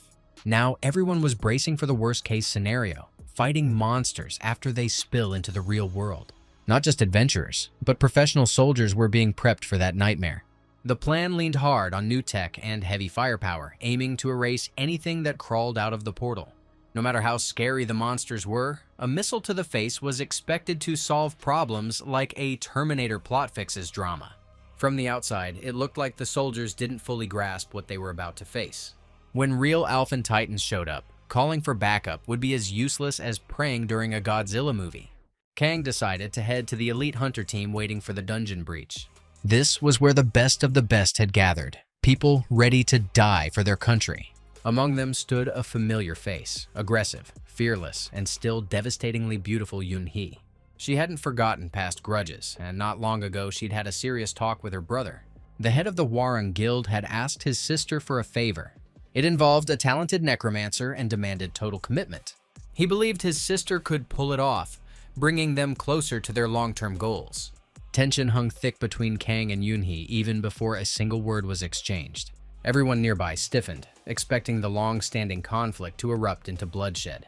One spark was all it would take to blow the whole powder keg sky high. Each of them was ready to go all the way, just to prove who the real top talent in Korea was. The lieutenant had to step in and cool down 2 walking time bombs. The situation stabilized for the moment, and that's when the necromancer made his move. He requested detailed intel on the dungeon on the verge of breaching. For someone like Yunhi, it didn't take long to read what this sly operator was planning. Minutes later, armed with the data, he headed straight for the subway station. A 6th-level dungeon didn't scare him. He came in planning to solo clear it and stop the breach himself. His rival followed and demanded he stop immediately. She understood his plan perfectly and knew he was far sharper than he looked. He had no intention of waiting for a full breach and then cleaning up the mess with everyone else. Going in first, clearing the dungeon, and claiming the reward made far more sense. No one had forbidden it, and on top of that, it could save innocent lives. Kang calmly stepped into the portal, fully aware this move would push Yunhi over the edge. At the same time, her older brother was casually playing golf in his office, clueless about the chaos unfolding. When the call came in, he first assumed it was a bad joke. It was hard to believe his rational, battle-hardened sister had entered a 6th-level dungeon without backup. From the outside, it looked like she'd lost her mind, or someone had deliberately provoked her. Either way, both were already inside, each determined to claim the prize for themselves. The necromancer held a clear advantage. He could rely on an army of the dead. They split up to explore the territory separately. Yunhi had been here before and knew what kind of lethal creatures lurked in these forests. Much of it caught Kang off guard, but backing down was never an option. Having come this far, he intended to see it through and enjoy every second of it. A massive monster quickly learned that sheer size alone meant nothing. Using his summoned hammer, Kang shattered the skull of the hulking orc. By then, alongside BB, he had summoned another familiar. It was Rocky, a stone monster capable of smashing through walls with its own head. Together, they pushed forward in search of the returned stone. Before long, the forest path led them to a place that immediately felt different. The necromancer had heard of this place before. Back on Alphen, legend spoke of a sacred land rising into existence. This massive slab of stone was known as the Tarta Plateau, also called the Temple of Giants. By constantly clearing dungeons and grinding levels, the necromancer had made serious progress. He had learned to harvest the souls of fallen monsters and bend them to different purposes. For example, he could reshape his spear, reforging it into a full-fledged sword mid-battle. Those same souls also allowed him to summon extra familiars, including ones capable of flight. Blinding beams of light flooded the area, followed by the familiar echo of hooves striking stone. That was how Shinshin appeared, a spectral horse, loyal to the core and always ready to answer his master's call. With Shinshin, crossing bottomless chasms and scaling impossible heights became trivial. Things were going far worse for the aggressive lady. She kept running into monsters and had no dead army to back her up.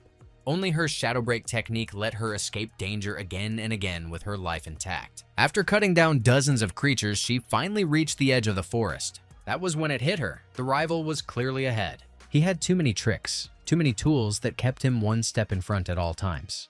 The reason hunters had failed to clear this dungeon before turned out to be simple. They couldn't cross the abyss.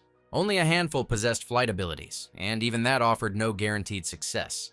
Beyond the chasm, the return stone was guarded by 3 high-level monsters. In the end, hunters had been forced to retreat, warn the government, and prepare in advance for rebuilding the city. For guilds, that meant future big money. Construction and reconstruction always came with fat profits. Yunhi had never wanted to meddle in her brother's political games, but today, it was a matter of pride. If the Hwarang Guild couldn't clear the dungeon while some solo operator nearly did it alone, that was pure humiliation. To prevent that outcome, the necromancer had to be stopped before finishing the job. In the real world, only 1 hour remained before the dungeon breach. An emergency press conference was hastily assembled to answer the public's questions. Panic ruled the room as everyone demanded clear explanations from the head of the Hwarang Guild. He sweated and stumbled over his words like a politician in a bad thriller, shoved in front of a mic with zero prep. Laya-san genuinely didn't know what to say, especially with his sister now facing mortal danger. The conference had to be cut short, ending with a nervous retreat into the hallway. In truth, his concern for his sister was mostly an act. Yunhi was a pawn, and what he feared most was his political chessboard collapsing. By then, a massive crowd had gathered near the portal. The loudest of all were the necromancer's allies, calling themselves the Adral Guild. They shouted for answers, demanding to know where their boss was. Panic ruled them too, yet they waited. If Kang was alive, he would show up. Right now, dozens of stone monsters stood before him, not yet rushing to attack. One step forward was all it took for those statues to spring to life. They surrounded the hunter instantly, making it clear the path was sealed. A trap like this was hardly enough to scare someone who had survived far worse. Yunhi chose not to interfere, watching from a tree in cautious silence. It was her first time seeing the necromancer fight as a pure warrior. It looked like he had a dual class, and that gave him a massive edge. When she had faced these creatures herself, barely escaping required calling in allies. Kang struggled as well, and if he wanted to make it in time, speed was everything. The stone golems had to be destroyed, or reaching the return stone was impossible. The stone itself was guarded by 3 cyclopes who had long forgotten how to smile. One look into their cold eyes made it clear. These guys had zero sense of humor. Only after 10 grueling minutes were all the stone statues finally smashed apart. Familiars had to be summoned, or the fight would have dragged on forever.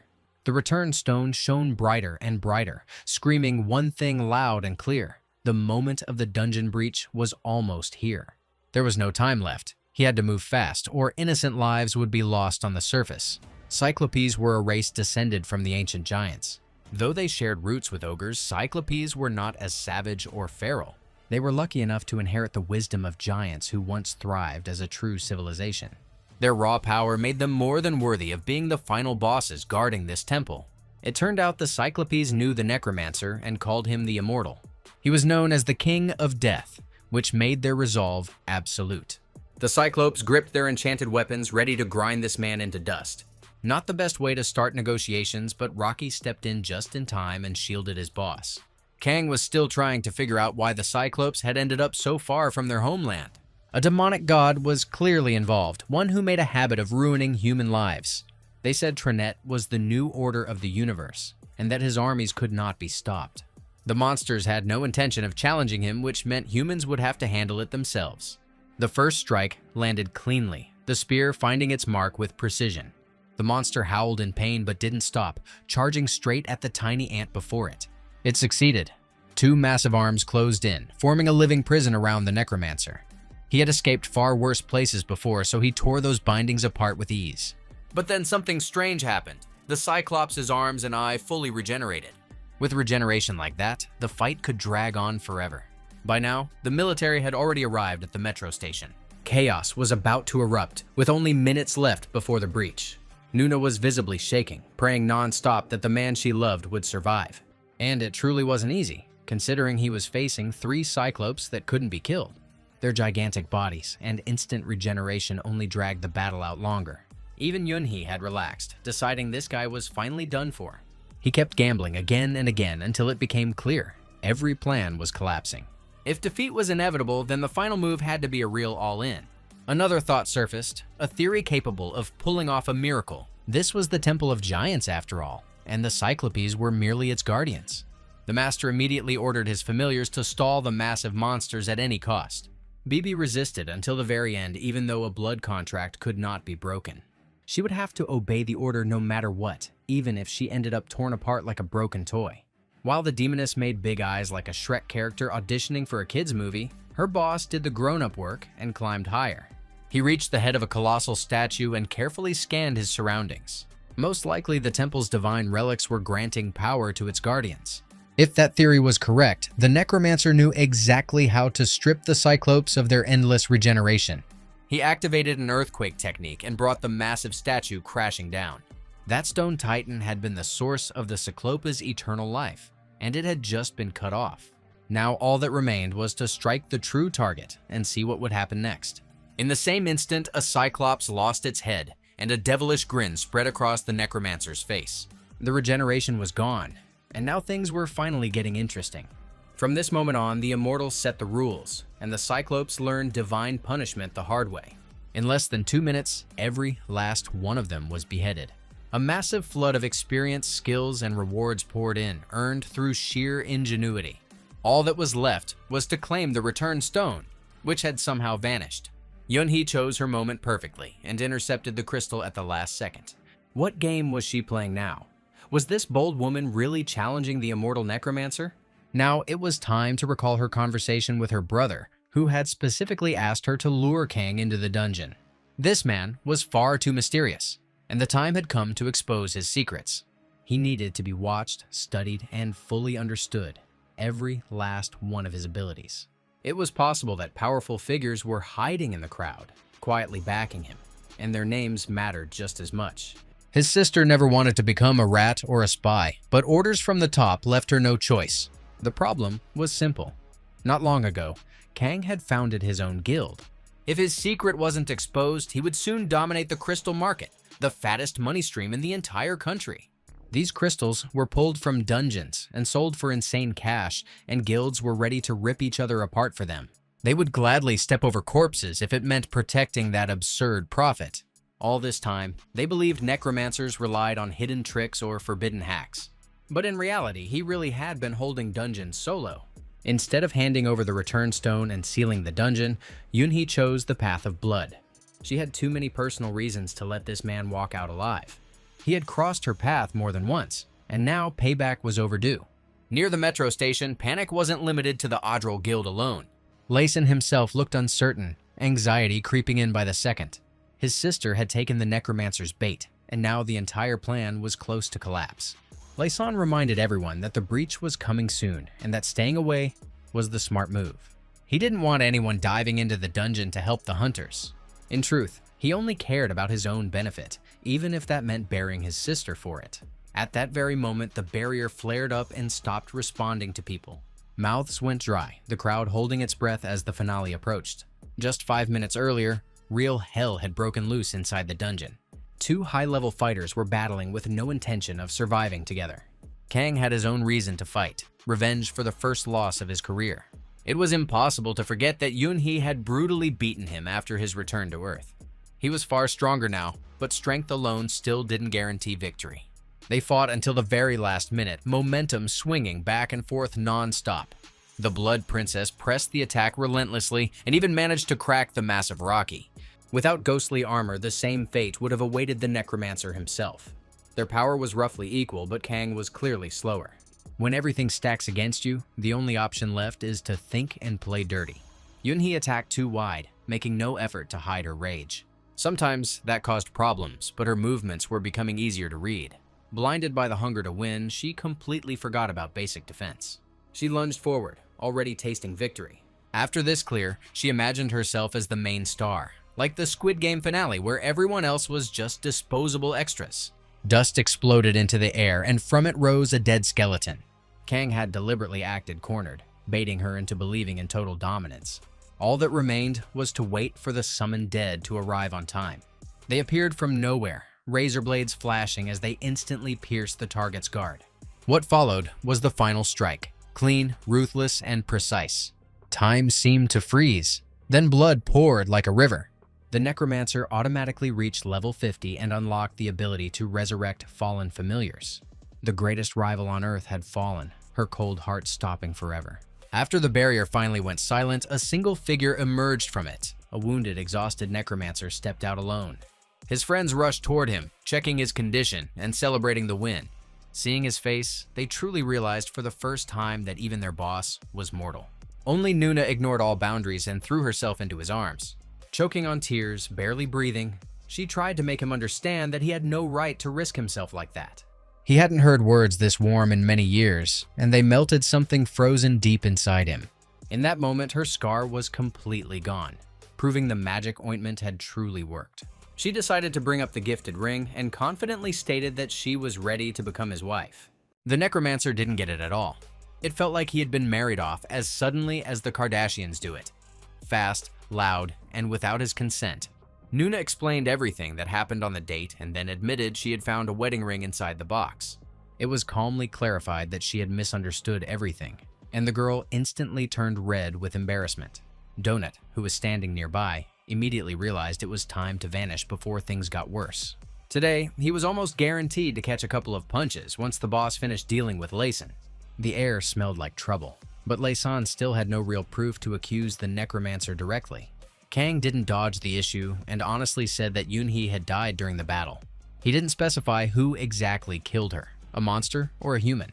The conversation ended there, but rage flooded the man who had lost his sister. The dungeon breach never happened, and the dream of massive profits evaporated. On top of that, the guild boss lost his sister and, with her, his strongest adventurer. Now, few would want to deal with him, branding him reckless and unreliable. And the cause of it all was the man known as the Immortal Necromancer. While Laysan swore revenge, Kang finally got a haircut, healed his wounds, and decided to rest. He still couldn't forget the powerful enemies from the 6th level dungeon. That was exactly the difficulty tier he had grown used to on the planet Alphen. Monsters like that would soon appear everywhere, and a way to stop it had to be found. Turning on the TV, he heard a mysterious professor explaining his view of the situation. The scientist warned that the monsters clearly came from another planet, and dungeons were nothing more than roads for them. The creatures used dungeons to reach Earth, but that wasn't the end of the story. Even after gates appeared, monsters couldn't freely emerge because a full breach only happened after a month. Dr. James Toppler had his own theory connected to the Return Stone. That stone acted as a key, allowing passage to Earth. It sounded convincing even to someone who had spent decades on Alphen. At first, the monsters were weak because they weren't adapted to the new planet. Over time, they would adapt, grow stronger, and become far more dangerous. More and more 5th and 6th level dungeons were appearing, and this was clearly not the limit. Now, the real question was why such a phenomenon had become possible at all. Dungeons weren't just mines. The red blood crystals were actually bait. The more of these crystals existed on Earth, the more suitable the planet became for monsters. The picture was disgusting. People happily swallowed the bait, smiling like customers who had just been expertly scammed. The energy inside those crystals was known as mana. Monsters rapidly increased Earth's mana level, creating perfect living conditions for themselves. James Toppler was right, but the necromancer didn't get to hear the rest. His assistant called, saying he urgently needed to come to a press conference. No one had warned him beforehand, and it clearly wasn't a coincidence. Someone had likely prepared a trap for the necromancer, and now everything would come to light. Everyone hoped the questions would be simple, and the event would pass without scandal. But Layson's face made it clear. He had prepared something special for this conference. He had arranged in advance for journalists to ask the most uncomfortable questions possible. It cost him money, even dipping into his own pocket. He answered part of the questions himself, and then all eyes turned to the necromancer. Journalists pressed in from every side, with a redhead from Korea Post pushing hardest, wearing the face of Jake Paul convinced he could fight again. Constant hints that the necromancer had killed his partner left no room to breathe. The Hwarang Guild boss clearly wanted to frame his enemy and disgrace him nationwide. What he didn't realize was that the necromancer had survived real hell for many years. To him, this press conference was no scarier than watching a children's fairy tale. He harshly warned the journalist to never spread that kind of nonsense again. Then, ignoring the cameras, the immortal slowly turned toward Lysan. One brutal kick was enough to send that red-haired rat crashing to the floor right in front of the cameras. The hall exploded into screams and chaos. No one had been ready for a press conference ending like this. In that moment, Kang felt as if he were sealed inside a vacuum where no one was watching him at all. For an ordinary person, this would have become a lifelong public disgrace. But for an immortal necromancer, bad PR meant absolutely nothing. On the planet Alphen, he had personally wiped out more than 1 billion monsters. Back there, the entire world watched his every step, so a live broadcast in one country didn't even register. He calmly continued beating Layson live on air, doing it one-handed. The slaps landed heavy and loud, pure Will Smith at the Oscars energy, minus the applause. Hoon, watching the broadcast on TV, couldn't help remembering himself in a similar position. His boss had never cared about public opinion, and now that truth was undeniable. The broadcast suddenly cut off, and the channel panicked and switched to Animal Geographic. Within minutes, the entire internet was flooded with necromancer memes. In the middle of that madness, Donut noticed something important. News coming out of America. He played the video and saw a so-called holy woman performing the impossible. The whole world was already talking about the miracle, and the views were skyrocketing. Hundreds of people were pouring into American cities just to see it with their own eyes. A girl with an elven vibe calmly studied the beauty of a world beyond the ordinary. Beside her sat a man in a wheelchair who had never walked since childhood. Mr. Smith had lived his life in pain, and today, that nightmare was about to end. One magical touch was enough for muscles and nerves to start working together. Mr. Smith rose to his feet as if a god had gifted him wings. Through tears, he thanked the holy woman named Murdi. She calmly replied that the goddess's grace knew no limits, and a reward awaited all who believed. There were awakened people with similar abilities, but no one had ever reached this level. Healing the wounded was possible, but helping someone sick from birth was nearly impossible. Representatives of American guilds watched everything closely. Merdi was never left alone. No one knew what to expect from such power. She acted as a messenger of the goddess Arya. After leaving the dungeon, she remained in a drowsy state for a long time until she mastered human language. Goddess Arya was the deity of fertility and foresight in the world of Alphen. Her attendant wielded miraculous healing and could deliver prophecies through revelations. Thanks to her gifts, American guilds advanced at breakneck speed. In return, she asked for only one thing: to create an order of paladins devoted to the goddess. Preparations were already underway, and within days more than 1,000 applications had poured in. If this woman couldn't be stopped, the only option left was cooperation and hoping for her help in saving Earth. Merdi held the highest rank in history, and only a complete idiot would dare cross her. While Merdi was making the world a better place, the immortal continued spreading chaos. In front of the crowd, he beat an ordinary hunter without changing his expression. Then he turned to the journalists and calmly admitted that he had personally killed Yunhi. She had tried to stab him in the back, and that was something he never forgave. He made it clear that any traitor would meet the same end. After those words, the journalist fell silent, afraid to make a single sound. The necromancer walked into the corridor without showing a trace of emotion. The killing seemed not to bother him at all, unlike Mr. Chan. It was obvious they were made of different stuff and saw the world through entirely different lenses. Kang wanted only one thing, for his message to be heard by the entire country. People had to understand that he would kill anyone who stood in his way. After this, hardly anyone would dare plot against the Adral Guild, especially since the necromancer knew perfectly well that it was Layson who had tried to have him eliminated. Now that the core problems had been dealt with, it was finally possible to move forward without rushing. Cleaning up the fallout from the failed press conference fell on Mr. Chan, since that was literally his job.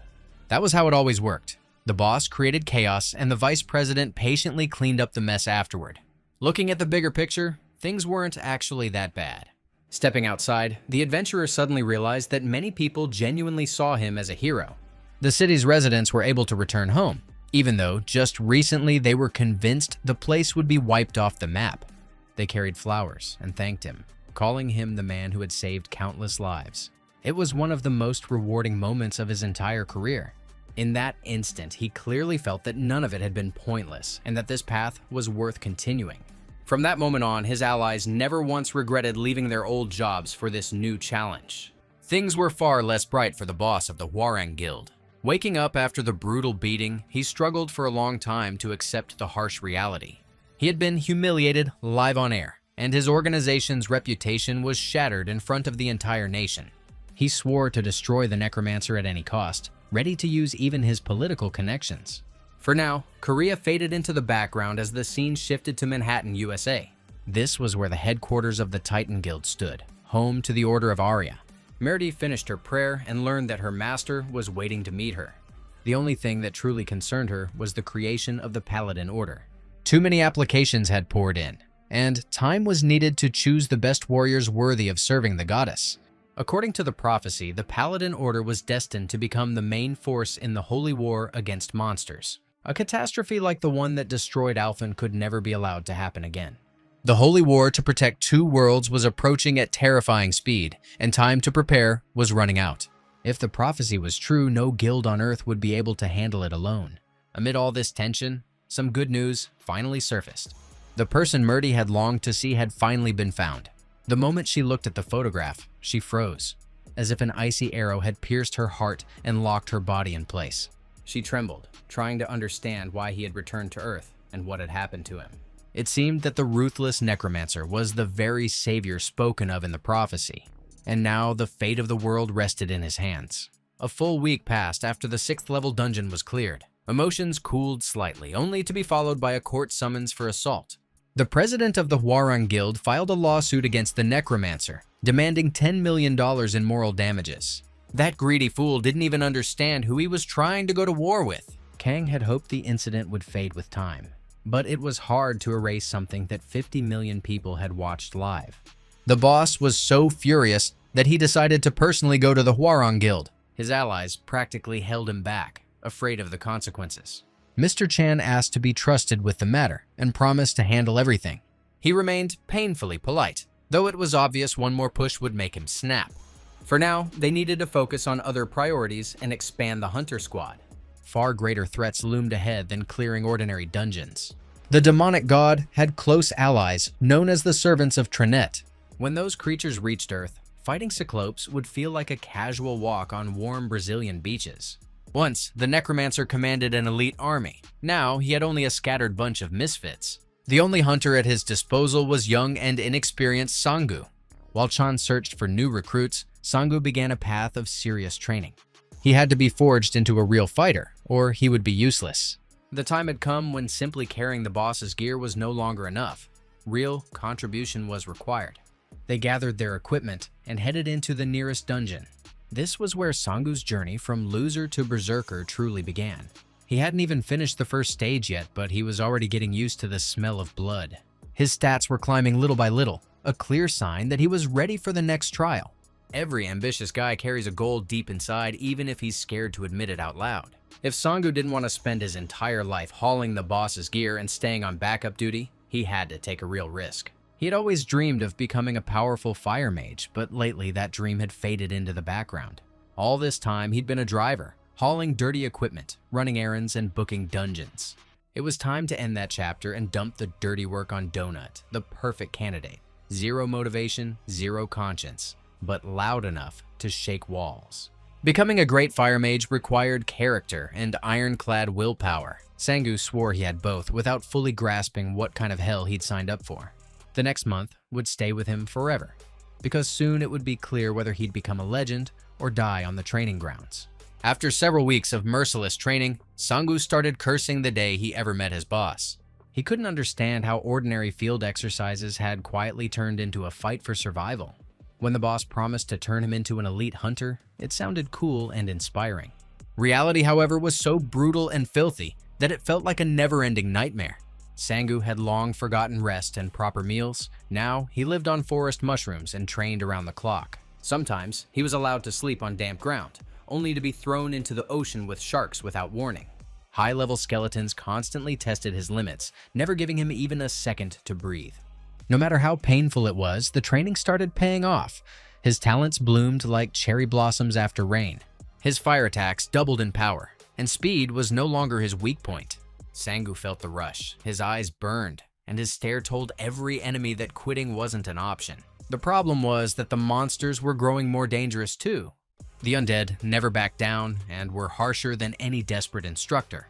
That day, Sangu nearly died and screamed so loudly that the entire forest heard him. After that, the necromancer approached and forced him to stand up, teeth clenched against the pain. To survive, one had to become stronger. There was no other path. To fuel his ally, the boss urged Sangu to imagine his future. When Sangu became the greatest mage alive, every door in the world would open for him. Money would stop being an issue, and beautiful women would beg him for dates. The motivation hit too hard. The guy screamed like a pig headed for slaughter. He begged for help to reach the next level and finally bring all his dreams to life. That kind of hunger was exactly how real legends were born. After the most brutal training yet, it was finally time to rest. Sangu earned himself a massive dinner at a local cafe through sheer suffering. He looked like a zombie starved for weeks straight. His wounds had to be healed immediately with a magic potion, or he would have bled out on the spot. On TV, a report was airing about a holy woman saving America. Her unbelievable powers had already helped hundreds across the country. One glance wasn't enough for Kang to recognize her right away. He saw a beautiful woman, but only when he heard the name did it click. If this really was Murdy, then he needed to fly to America fast and arrange a meeting. She was never supposed to be on Earth, and if she was here, something serious had gone down. Without wasting time, the boss headed straight to the guild office to meet the vice president. He demanded immediate tickets to America and for the visa process to be handled. Chan already knew that a summit of the world's strongest hunters would take place in the US in the coming weeks. The strongest people on the planet were gathering to discuss how to fight monsters and protect Earth. Judging by everything, Saint Murdy would be involved and would likely take control of the situation. The immortal couldn't care less about official meetings, he just wanted to see an old friend. Mr. Chan promised to handle everything, but first they had to deal with the Ministry of Defense. An urgent mission came in from them. The local star was requested to head to Pyongyang. Just hearing that city's name was enough to make him forget all plans involving America. A trip to North Korea was the last thing he wanted, but sometimes you have to move against your own desires. The local dictator had pushed everyone past the limit, hated even by those whose job required smiling and clapping on command. Legends of his cruelty circulated everywhere. Yet even those stories failed to capture how terrifying Kim Jong-un felt in person. Tears meant nothing to him. He seemed to have despised any kind of acting since childhood. If a soldier failed an order, death followed instantly. No trial, no questions, no mercy. Sometimes he staged public executions himself, just to remind everyone who owned the board. Not long ago, a massive dungeon opened inside the country, and North Korea couldn't handle the threat alone. For the first time in many years, they were forced to contact South Korea and ask for help. One aide reported that they would have to deal with a new hunter superstar. Kim Jong-un had long dreamed of meeting the necromancer in person, and now the chance had arrived. Kang had joked about North Korea more than once, never imagining things would turn this dark. Now, he was heading into the country himself to deal with the local dungeon. Lieutenant Shahi would support him on this mission, someone he had already crossed paths with before. At the same time, a delegation of diplomats entered North Korea hoping to stabilize relations. Before any purge could begin, they had to understand the dictator's motives. Rumors said the country had almost no hunters, and that was close to the truth. Guilds and talent had never been cultivated here, leaving them helpless against a threat like this. North Korea had once leaned heavily on China, but that alliance had recently cracked. China refused to help, forcing the regime to urgently search for new partners. For the profit tied to clearing the dungeon, they were ready to forget principles and work with South Korea. Diplomats would handle the politics, but first the dungeon had to be sealed. For negotiations to succeed, the necromancer had to eliminate the threat completely. A dungeon rupture was unacceptable. Otherwise, relations between the countries would explode again. The situation was razor-thin fragile. One wrong step meant chaos. The lieutenant repeatedly urged the necromancer to be extremely careful. The fate of two nations now rested in his hands, whether he realized it or not. Their first stop was a meeting with the president inside his luxurious palace. Military hardware surrounded the place, clearly meant to intimidate visitors. Inside the palace stood soldiers who didn't talk and barely blinked. Kang was deliberately kept waiting, a display of psychological pressure. He was ready for it. Those tricks didn't work on him. Heavy footsteps echoed down the corridor as the dictator emerged from his lair. He was the first to extend a hand and greet the famous adventurer. From that moment on, nothing went the way Chahye expected. Seeing the dictator, Kang grimaced. Bloated authority, icy eyes, and the smile of a man who believed himself untouchable.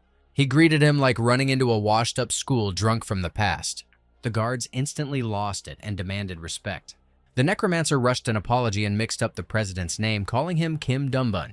That single slip was enough to derail the meeting instantly. The lieutenant panicked, her entire life flashing before her eyes. She was sure they were about to be executed, especially when soldiers reached for their weapons. Inside her head, one thought screamed on repeat. She had warned him, and he still wrecked everything in 10 seconds flat. Meanwhile, he just smirked, as if standing on the edge of death was business as usual. Instead of rage, the president burst out laughing, appreciating the bold insult. He declared that he respected people brave enough to walk the blade's edge. The dictator took no offense and formally welcomed the guest into his home. After that, they sat at the table and got straight to business. Kang immediately ditched formalities and brought up the dungeon, ignoring diplomacy entirely.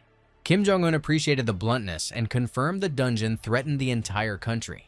He promised to grant any request if the hunter cleared it. The necromancer saw no reason to wait and decided to begin the operation that very day. He planned to claim the entire reward for himself and, by doing so, carve a path toward an alliance between the two Koreas. The guy looked locked in and confident, even though he still had no idea what kind of nightmare waited ahead. The dungeon's level was unknown, but every previous squad that entered had been wiped out. Kang rejected military support outright, making it clear he had no intention of dragging kids into his fight. That level of audacity earned respect, even if it seriously annoyed everyone around him. Every single step he took was being watched with obsessive attention. The president was already considering keeping this adventurer in the country as his personal bodyguard. At the same time, he knew the rule.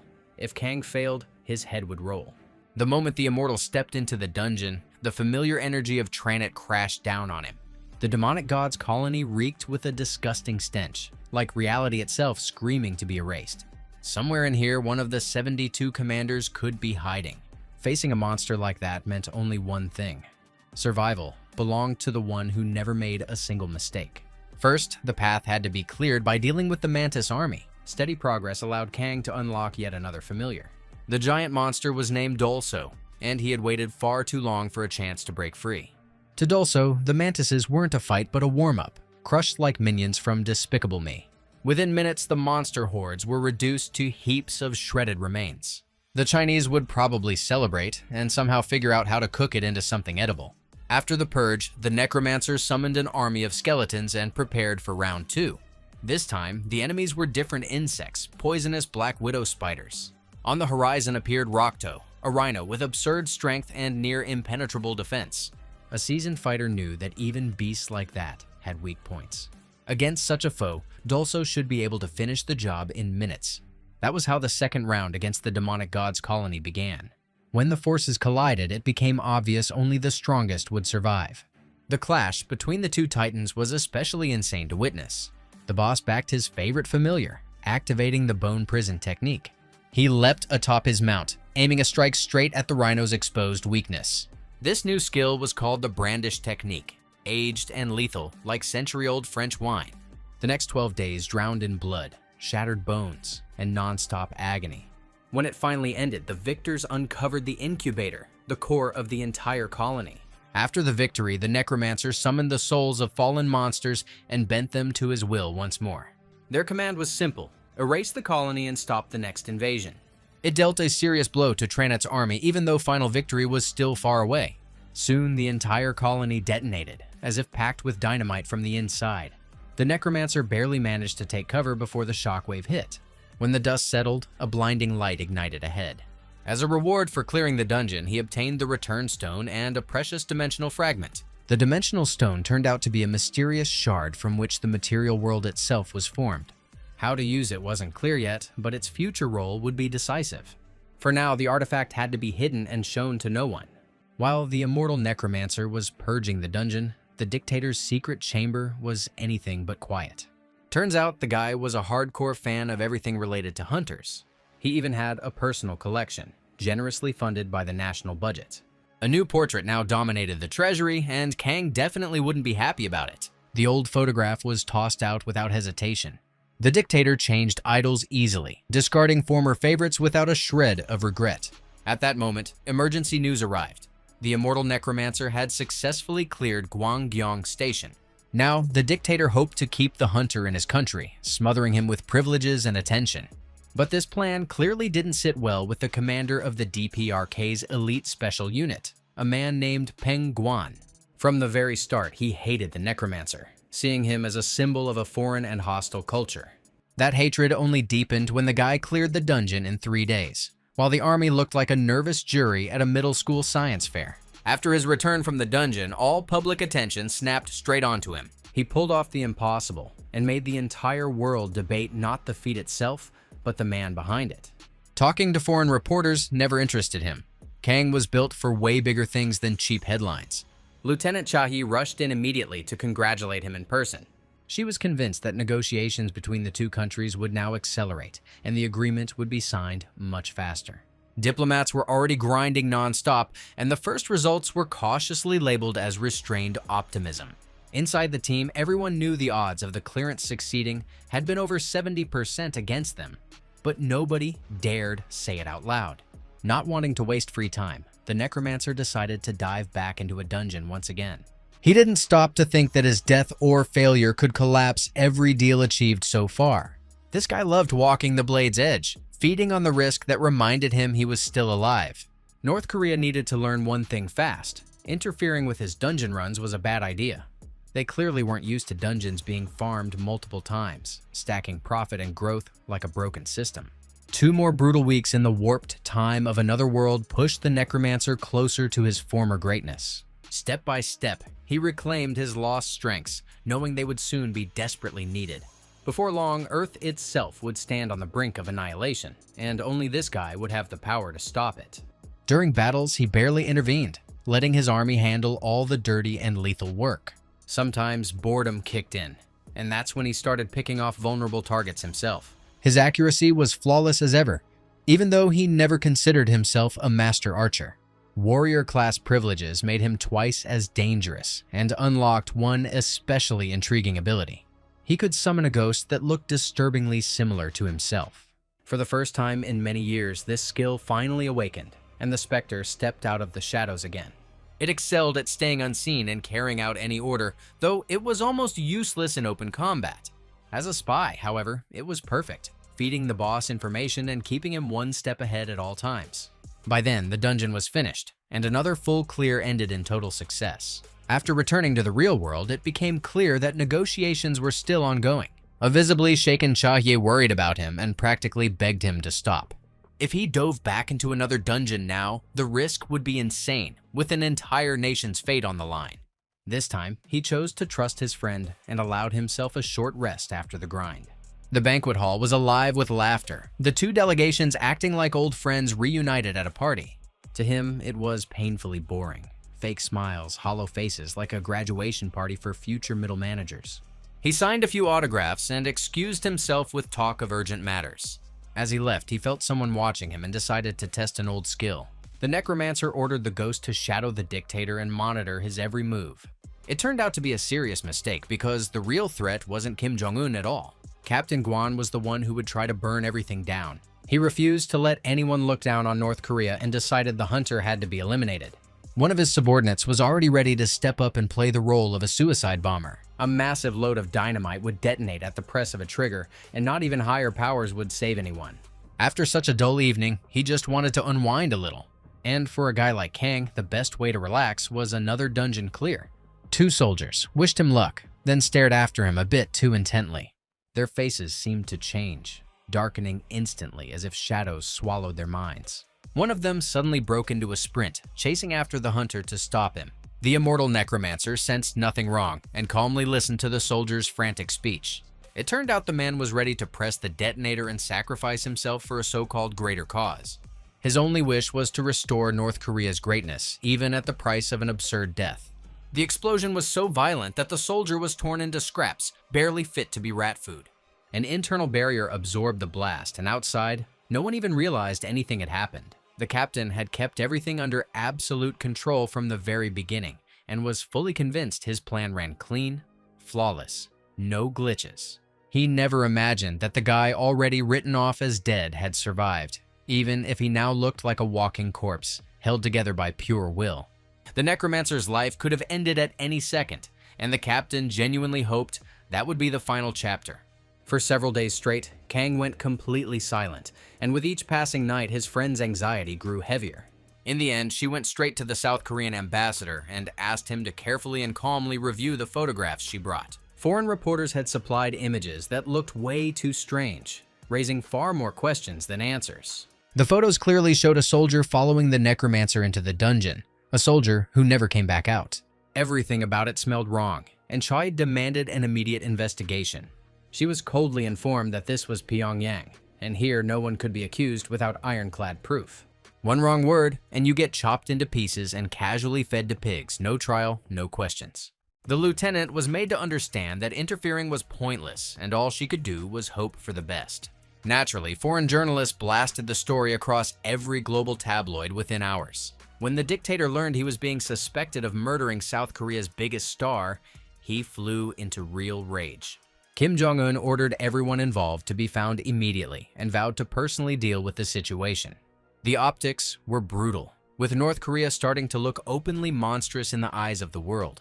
For several days, not a single piece of good news appeared, and then, suddenly, the barrier activated. The moment people heard about it, they realized hope wasn't completely dead yet. The man believed to be dead had survived, and his devilish grin made one thing clear. He was back for revenge. Wounded, but unbroken, the necromancer dragged himself forward, leaving a trail of blood behind him. Everyone around froze, holding their breath, waiting to see what he would do next.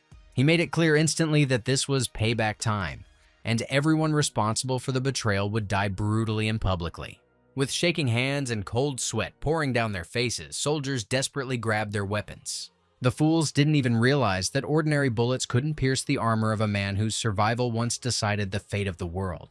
The first soldier was erased instantly, looking less like a fight and more like an adult beating a child. After that, Kang knocked out several more soldiers right in front of his favorite familiar. It turned out that among the local forces were also multi-awakened hunters. Their level couldn't be underestimated since each had devoted their entire life to training. The real question was what they would do once the necromancer unleashed the phantom spear technique. Massive spectral spears erupted from all directions, slicing flesh and tearing souls apart. Their strength meant nothing. Next to this devil, ordinary hunters were pure background noise. When bodies were already piled high, the lieutenant rushed in trying to stop her friend. She was an awakened hunter herself, but she refused to intervene with force and tried to stabilize the situation. She explained that killing a neighboring government would plunge the world into total chaos. He calmly made it clear they had been betrayed, and he had no intention of pretending otherwise. If it came to that, he was ready to walk over bodies and never look back. Chahya was doing her duty, standing firm and refusing to retreat. Looking into her eyes, he understood clearly that there would be no agreement, and he would have to follow his own conscience. The lieutenant even seemed relieved, clearly not fully grasping what kind of man stood before her. He stepped forward decisively and struck her straight in the chest. For several seconds, she was paralyzed, unable to breathe, collapsing face first onto the floor while desperately gasping for air. He had no intention of killing her, only giving her a brief time out to rethink her choices. After that, the real slaughter began, because North Korea was always prepared for scenarios like this. The soldiers quickly grasped the scale of the threat and attacked the hunter from multiple directions. Wrapped in phantom armor, he advanced calmly, erasing everything in his path without hesitation. The route to the main bunker took only minutes, and now it was time for dessert. If they believed titanium doors would save them, they were gravely mistaken. Terrified soldiers tried to reassure the dictator, repeating that the bunker could withstand even a nuclear warhead. It was obvious they didn't believe their own words and had no idea what to do next. The massive doors were absorbed and became part of a gigantic familiar. At that point, it was crystal clear that only a miracle could save the dictator and his inner circle. Kang slaughtered every single one of them, not bothering to listen to pleas for mercy or hollow excuses. The only one left alive was the president, the man Kang considered the root cause of everything that went wrong. It was already too late to beg for forgiveness. The Shadow Wraith was ready to drag the dictator's soul straight into hell. Before carrying out the execution, Kang ordered his servant to reveal all of the president's memories, making sure the judgment was fair. As he watched the events of the past few days unfold, a cold and deeply unsettling shock ran through the necromancer. It turned out Kim Jong-un had no part in the conspiracy and was nothing more than a pawn in someone else's game. Now, the mess had to be cleaned up without turning it into an even bigger disaster through a pointless execution. The president swore to hunt down everyone responsible and punish them with maximum cruelty. That was enough to establish a temporary truce and attempt to bury what had happened. Still, no matter how satisfied the president was, the mountains of corpses had to be hidden from the public eye. It became clear that Kim Jong-un was such a hardcore fan of the necromancer that he was ready to forgive him absolutely anything. His private museum made it obvious. When it came to the awakened, he would sacrifice even his own life without hesitation. When it was over, the necromancer calmly stepped into the corridor and heard the angry growl of a panther. He prepared for a fight, only to realize it was just an ordinary feminist reacting to the phrase about men being in charge. Chaye had been unconscious the whole time and had no idea what actually happened there. She was convinced the dictator was dead and that an international scandal was now unavoidable. Even the news that he was alive didn't calm her right away. She was sure the necromancer was about to kill the president and that nothing could stop him anymore. When everything was finally explained to her, she felt a strange, almost frightening sense of relief for the first time in her life.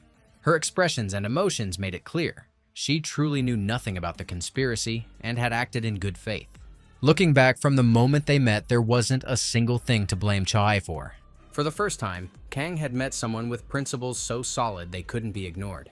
People that valuable were worth pulling to his side at any cost. Kang offered her a massive salary and suggested quitting a military career that only brought trouble. It was time to truly shape the world, not just carry out someone else's dirty orders. While the lieutenant was still thinking it over, the dictator had already found everyone involved and dealt with them. Some innocent people were executed as well, but no one cared enough to sort that out. Every aide of Captain Guan was eliminated, along with the mastermind of the conspiracy himself. Before their deaths, they were accused of robbing the National Hunter Museum, even though the main character took everything himself. The dictator refused to hear objections and made it clear no one was allowed to slander his idol. That was how it all ended, even though just recently catastrophe had seemed inevitable. For the necromancer, the trip was a win. His level climbed, his inventory grew, and his team expanded. The next stop was the United States, where he would quickly realize that demons were dangerous, but taxes looked even scarier. Saint Merdi was a critical piece of the puzzle. Without her, the planet couldn't be saved and balance couldn't be restored. In the following days, everyone discussed what happened in North Korea, and burying the incident proved impossible. Too many foreign journalists had already told the world everything. Awakened individuals were now seen differently. On one side, saviors of the world willing to sacrifice themselves. On the other, beings no one could stop if they chose to break the rules. Still, Kang was labeled a hero, because without him, the country would have faced a full-scale coup. Every member of his team followed the situation closely, glued to the news. At first, the Audril Guild staff watched with disbelief, convinced it was all media exaggeration and cheap hysteria. Donut was the first to defend the boss, insisting he couldn't have coldly murdered soldiers or staged a blood-soaked circus. But the longer the broadcast went on and the more facts surfaced, the more doubt crept in, especially under pressure from friends. Those people had long known what their boss really was and barely questioned who looted the entire North Korean National Museum. Sang-woo was visibly tense, replaying their first meeting in his head over and over, clinging to every detail. He admitted that even back then he felt it. This man could be cunning and ruthless if the goal demanded it. To him, it was obvious that anyone who stood in Kang's way would lose their head without hesitation. After those words, a heavy silence filled the room, thick and uncomfortable, like the calm before disaster. At that exact moment, the guild doors opened and the boss calmly walked inside. He swept his gaze across everyone and instantly knew the conversations behind his back had just ended. Of course, they instantly pretended they had been discussing some other South Korean hunter, random and completely irrelevant. To ease the tension and wash away the aftertaste of recent chaos, Kang suggested hitting a local restaurant. Guild members almost never spent time together outside work, without orders, reports, and constant pressure. Now they could finally relax, drop the formal masks, breathe out, and allow themselves to rest. Fresh sushi and ice-cold sake could lift the mood of even the dead. Field-tested, way more effective than any Dr. House therapy session. After everything that happened, Kang kept getting summoned to meetings with the local president, but he felt zero interest. Mr. Chan was supposed to handle that himself. After all, that was exactly what the big paycheck was for. Ignoring the president's calls felt awkward, but for a member of the Adral Guild, Kang mattered more than any head of state.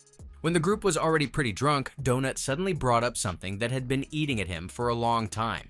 A holy woman had appeared in America, someone who could heal people with a single touch. The boss reacted calmly, casually mentioning that he had known her personally for a long time. Everyone froze in shock. Kang had never been to America, so how could he possibly know her? He had been working with them for months and decided there was no point hiding the truth anymore. The necromancer openly admitted that he had survived for many years on another planet called Alphen. That was where the monsters now creeping into Earth came from, which explained why he knew their weaknesses so well. At first, no one believed him, assuming the boss was drunk and rambling like a Pokemon fan convinced Pikachu exists. He had to make it clear that this was no joke, and that every word needed to be taken dead serious. The time spent on Alphen never left his mind. Every battle and every drop of blood stayed with him. 20 years had felt like an eternity, and now everyone understood why the boss had become so ruthless and straightforward. Now he was heading to America to meet an old acquaintance. It sounded nice, though in reality their relationship could hardly be called friendship in the usual sense. That very morning, Saint Merdi received a prophecy directly from the goddess. She learned that the immortal necromancer was approaching, and her hands began to tremble on their own. Memories from 5 years ago, tied to the planet Alphen, surged through her mind. Back then, the situation was razor tight. Survival demanded constant sacrifices of principles. Saint Merdi and her companions moved through rocky mountains, scanning every ledge with extreme caution. Everyone was on edge, silently hoping the expedition wouldn't end in disaster. Only a madman would walk through the Valley of Death, a place no one had ever returned from alive. But that day, it was the only path to survival and the only way to protect their homeworld. If the travelers slowed down even for a second, they would be caught by the demon god or the immortal necromancer. They feared him for real, and it showed the moment his figure appeared on the horizon. Panic erupted, people not even having time to reach for their weapons. Saint Merdi's closest aide lost his head before he could even think about sharing his crypto wallet password. The saint screamed, like a slaughtered pig, and then she finally saw him. Under the moonlight, the man shone like a diamond pulled from the ancient depths of a mountain. His merciless grin made it clear. Today would go exactly the way he wanted. The necromancer seemed not to remember that moment at all, calmly calling Merdi his friend. While she waited tensely for the meeting, he and his allies had already gotten seriously drunk. In fact, Donut overdid it the most and ended up passed out right at the table. That pig had never known restraint, unlike his more composed companions. Fueled by liquid courage, the group finally decided to speak up and share what had been bothering them. They couldn't understand why the boss was so harsh with journalists and kept painting himself as the villain. They tried to explain that stacking up new enemies was a bad strategy and something he should drop fast. Kang used to be different. He cared about the country and tried to keep balance and stability. But now he was on Earth, and the old approach no longer worked. One single word, catastrophe, was enough to make everything else fade into the background. Soon the moment would come when all dungeons would turn into rifts and explode at once. This couldn't be compared to the problems from 5 years ago, when the world had only begun to change. A dungeon would appear at such a level that no hunter could possibly clear it. Hunters and soldiers would look like a pack of dogs suddenly ambushed by tigers. And then, if everything spirals out of control, dragons will descend, torching every living thing in their path. Only the strongest will survive, those who can unite not for ideals but for raw, selfish ambition. Compared to that kind of apocalypse, even nuclear war would look like a generous gift from the heavens. Of course, there will be stubborn fools who refuse to give up, clinging to justice until the very end. Wars, kings, saints, and their knights will become the foundation of a new, brutally unforgiving world. But in the end, civilization will still collapse, and only those who adapt fast will remain standing. To prevent that future, humanity will need a hero right in the middle of the catastrophe. They will need someone who doesn't care about rules because he stands far above the system itself.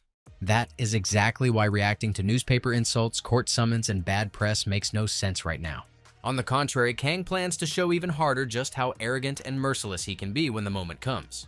His strategy is crystal clear, which means it's time to see what his main enemy thinks about all this. Laysan was already sick of reading headlines calling the necromancer the strongest fighter in the world. Once he had underestimated that guy, and now his familiar world was crumbling into pieces. It hurt to watch himself lose everything, while the immortal bloomed like spring flowers in full swing. He lost his sister, and the guild lost its respect and state support. To deal with the pile of problems, he decided to pull out a hidden ace from his sleeve. The president of the Hwarang Guild entered a PIN code and opened a safe filled with classified documents. Photos of those files were sent to an old and extremely influential acquaintance. Almost instantly, the phone rang, belonging to someone whose reach was hard to even imagine. To keep those documents from going public, the businessman was ready to do absolutely anything. Laysan asked for only one thing, promising in return to destroy the compromat forever. Kang felt that a knife in the back could come at any moment, even if he didn't know exactly when. So he calmly packed his things and within a week was preparing to fly to America. If Sangu had managed to level up a bit more, he would have gone with the boss. Even so, he was happy. His level had risen, and a brand new B-rank ID card was now in his hands. To congratulate his student, the boss decided to gift him a precious return core. Those cores only drop in serious dungeons, making it the best gift of Sangu's life. Right before departure, urgent and extremely unpleasant news arrived. Rumors spread that terrorists were planning something horrific, and all flights were temporarily grounded. They had to wait, and today's trip to the States would most likely be canceled. Sometimes it's random events that lead to the most unexpected encounters. A loud, confident male voice rang out, belonging to someone who clearly knew what he wanted. He had heard stories about the necromancer from the Seoul station and dreamed of meeting him in person. One confident look was enough to show his interest in Kang. Kang saw the old man for the first time and had no idea who he was. He looked like an NPC ready to hand out a quest. In reality, this was the head of a massive guild and real estate corporation known as KH Group. Only a few people knew that Baek Chondo was also a high-level hunter. He offered to fly to America on his private jet, brushing off all delays like they didn't exist. For Kang, it was a golden ticket he couldn't possibly refuse. Then Baek made a strange gesture and unexpectedly suggested they become friends. Honestly, Kang didn't fully get what that even meant. He clearly hadn't been keeping up with TV trends. If he had watched Squid Game, he would have understood instantly, but it's never too late to catch up. During the flight, they decided to watch the first season and make the necromancer at least a little more modern. After a 20-hour flight, the private jet finally landed in the land of free America. The experienced hunter and successful businessman turned out to be a genuinely useful ally. He showed Kang several seasons of Squid Game, and now they constantly joked using references from the show. Their assistants pretended not to know these people and blushed with secondhand embarrassment every time. At the airport, they were greeted by a representative of the Titan Guild, assigned to escort the guests. They had to part ways with their new friend, but it clearly wasn't a final goodbye. It felt like they clicked perfectly, and sooner or later, fate would definitely bring them together again. Now he could fully focus on American business and finally get at least a little serious. The real reason why Baek had taken such a strong interest in the necromancer was still not entirely clear. He clearly liked the guy's arrogance and already saw him as a potential partner. On top of that, their taste in TV shows matched, which, strangely enough, turned out to matter more than many contracts. After such a long flight, serious business talks were off the table anyway. Reaching a decent hotel at last, the necromancer finally got a chance to properly rest. He had no intention of sleeping right away and suggested having a drink to fully unwind. Mr. Chan, who had dreamed of sinking into a jacuzzi and enjoying silence, was visibly disappointed. In the end, they agreed to meet downstairs after everyone finished their bath routines. The necromancer washed up, got dressed, and suddenly noticed a strange, narrow beam of light cutting through the dark room. At first, he thought it was some dumb prank, but then he remembered what kind of brutal world he lived in. A thin laser meant only one thing. Someone had already locked on, and there was no time left to think. To prevent the deaths of countless people, the immortal lunged forward and chose to strike first. He didn't care about the consequences, knowing that his barrier and monstrous strength almost guaranteed survival. Everyone below witnessed a massive explosion that lit up half the city like a second sunrise. After the blinding flash came a dull impact, as if a body had smashed straight into the ground. It was the necromancer from South Korea, alive, but having landed right on someone else's car. The ghostly armor burned through all stored souls, but it saved his life. He immediately downed a magic potion, rapidly restoring his strength and physical resources. The whole situation felt off. Terrorists rarely strike without reason and almost never target a regular hotel. Most likely, there was only one objective: kill him specifically. Now, the ghost would trail the terrorists and gather all the necessary intel. After that, Kang would come for them personally, and his revenge would hit harder than a devil's kiss. That same evening, Saint Merdi was informed that the necromancer had arrived in America. She grew visibly nervous, repeatedly reassuring herself that no one would manage to anger him. It was strange to see someone so powerful gripped by such intense fear. Her lips trembled, her mouth went dry, like after hours under a scorching sun. And all because tomorrow she would face the immortal feared by an entire planet. To establish dialogue, she was ready to go to him first herself. Merdi tried to find out which hotel Kang was staying in so she could head there immediately. That required serious escort from high-level fighters. The Holy Knights of area, also known as Paladins, were ready to fulfill their duty. The chief paladin, Officer James Barnes, promised to deliver Merdi to the hotel safe and sound. When Mr. Chan heard the explosion, panic hit him, and he tried to contact the boss. Dark thoughts spiraled in his head, and he quickly realized the necromancer might have been the target. Just 5 minutes earlier, he had been standing under a warm shower, thinking about pleasant little things. Hearing the blast, he first assumed it was just a gas tank explosion, but stepping onto the balcony made it clear it was a terrorist attack. Breaking into the boss's room, he froze in horror, as if staring straight into something truly terrifying. By that time, elite paladins were already escorting Saint Merdi toward the hotel. She felt uneasy, clearly shaken, unable to sit still for even a moment. She usually behaved very differently, and her anxiety spread even to her closest guard. He swore to protect the saint at any cost. She had recently cured his daughter of a terminal illness. The car slammed to a sudden stop, and only seatbelts saved the passengers from impact. The driver apologized and reported a strange explosion ahead.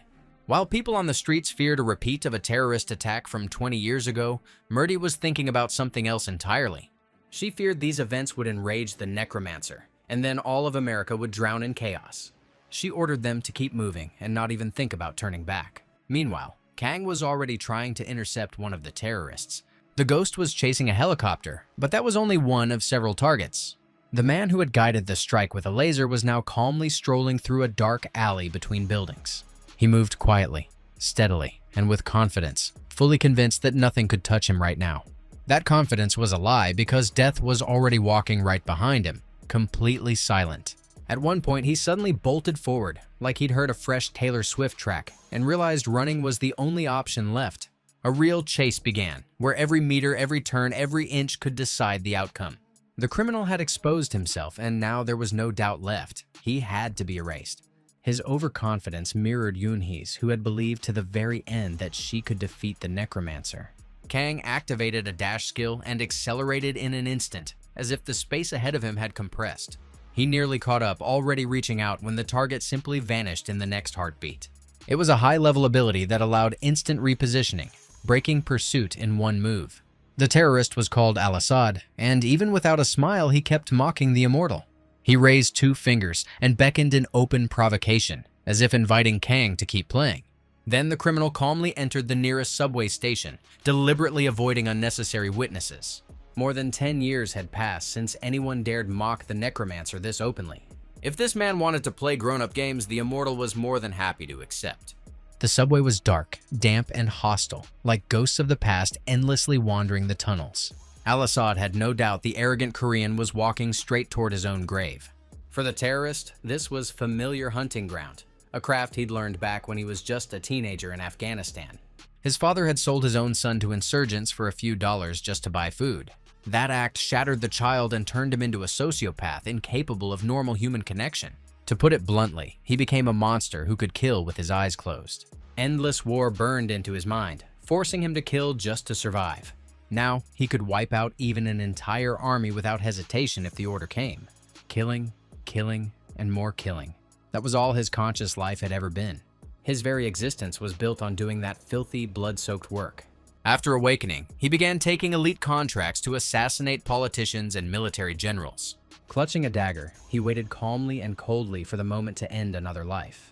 Kang moved through the tunnels as if he could see straight through the darkness and predict every step ahead. His heartbeat stayed steady and calm even when the killer appeared right behind him. A flash of light made it instantly clear this fight would be neither quick nor easy.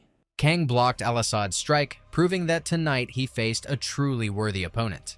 Each of them had walked their own brutal path, but only one would leave this place alive. For someone who had survived a demonic world, an ordinary terrorist still didn't feel impossible. Al-Assad refused to be a pawn in a Grandmaster's game and immediately struck back. He moved like a wounded dog backed into a corner, dangerous, desperate, lethal. His skills couldn't be underestimated. He had long reached an elite level. After awakening his abilities, no one could predict his actions, until he crossed paths with the immortal. Thanks to overwhelming combat experience, Kang saw every move before it even began. He didn't even need to summon the dead. In the subway's darkness, he was in his element. The ability to vanish into shadows made the necromancer nearly unbeatable in conditions like these. The terrorist began searching and quickly stumbled upon a pool of fresh blood. Silence ruled the area, making it impossible to tell where that blood had come from. A sudden, blinding flash lit up the space, revealing the necromancer and his elite squad of skeletons. Thus began the second round, the final decisive clash of titans. The fool had been carefully lured into a trap, even while imagining himself the predator.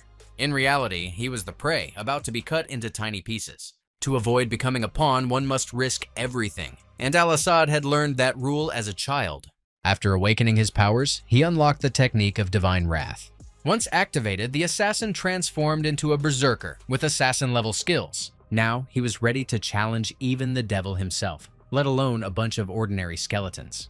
The assassin carved through skeletons without the slightest hesitation, leaving behind not a fight, but a literal mountain of bones. His gaze turned cloudy, as if his mind had drowned completely in a murky river of madness and rage. That was exactly what the necromancer wanted, because nothing hits better than a proper slaughter before bedtime. When the assassin closed into arm's length, he was already convinced it was over. The opponent clearly couldn't keep up, and all that remained was a careless swing to take the head. A sinister grin crept across Al-Assad's face. He was sure his 100th hunt had ended in success. Al-Assad swung, and the world suddenly jolted as Kang's blade slid across his neck before the killer could even blink. The arrogant assassin's head flew from his shoulders, and his heart stopped faster than thought itself. That is how every attempt to cross an immortal necromancer ends. Kang chose to activate the very skill known as the Soul Seal. This technique allowed him to bind the soul of a defeated enemy and use it whenever the moment demanded. After the battle, Kang went to claim his well-earned rest, and the very next day headed to the interview hall of the Titan Guild. This was where the long-awaited council of the world's strongest guilds was set to take place.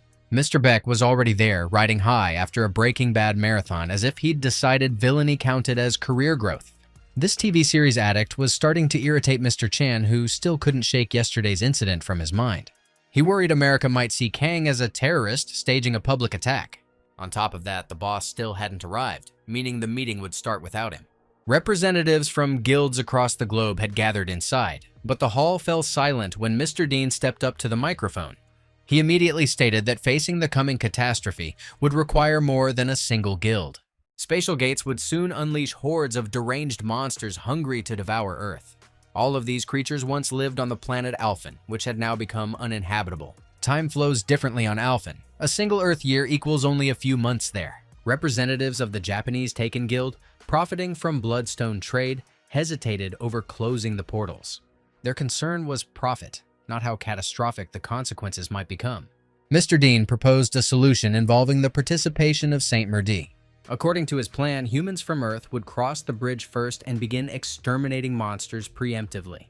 Silence filled the hall, followed by a low rumble of muted debates and arguments. Everyone knew Saint Merdi possessed extraordinary power, but trust remained the real issue.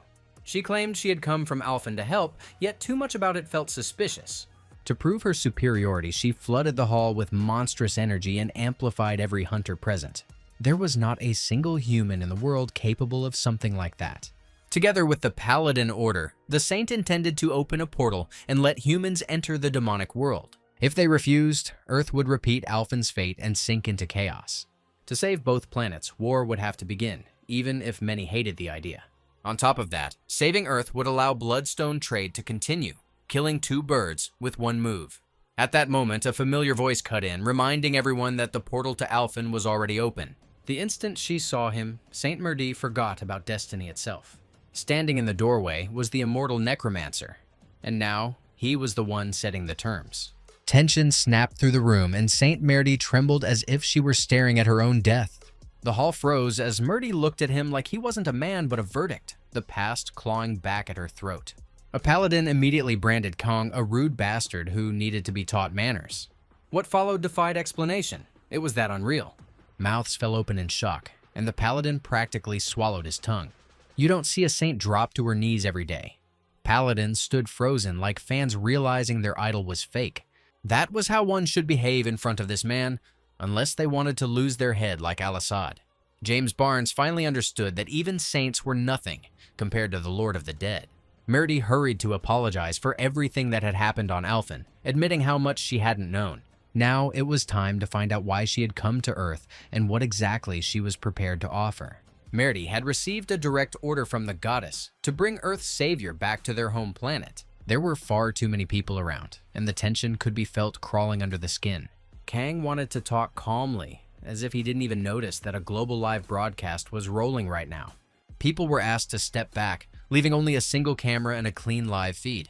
On top of that, the hero who had stopped a missile strike on a hotel deserved center stage. Audiences eat that up. Kang decided to use the moment and make a separate announcement aimed straight at the terrorists.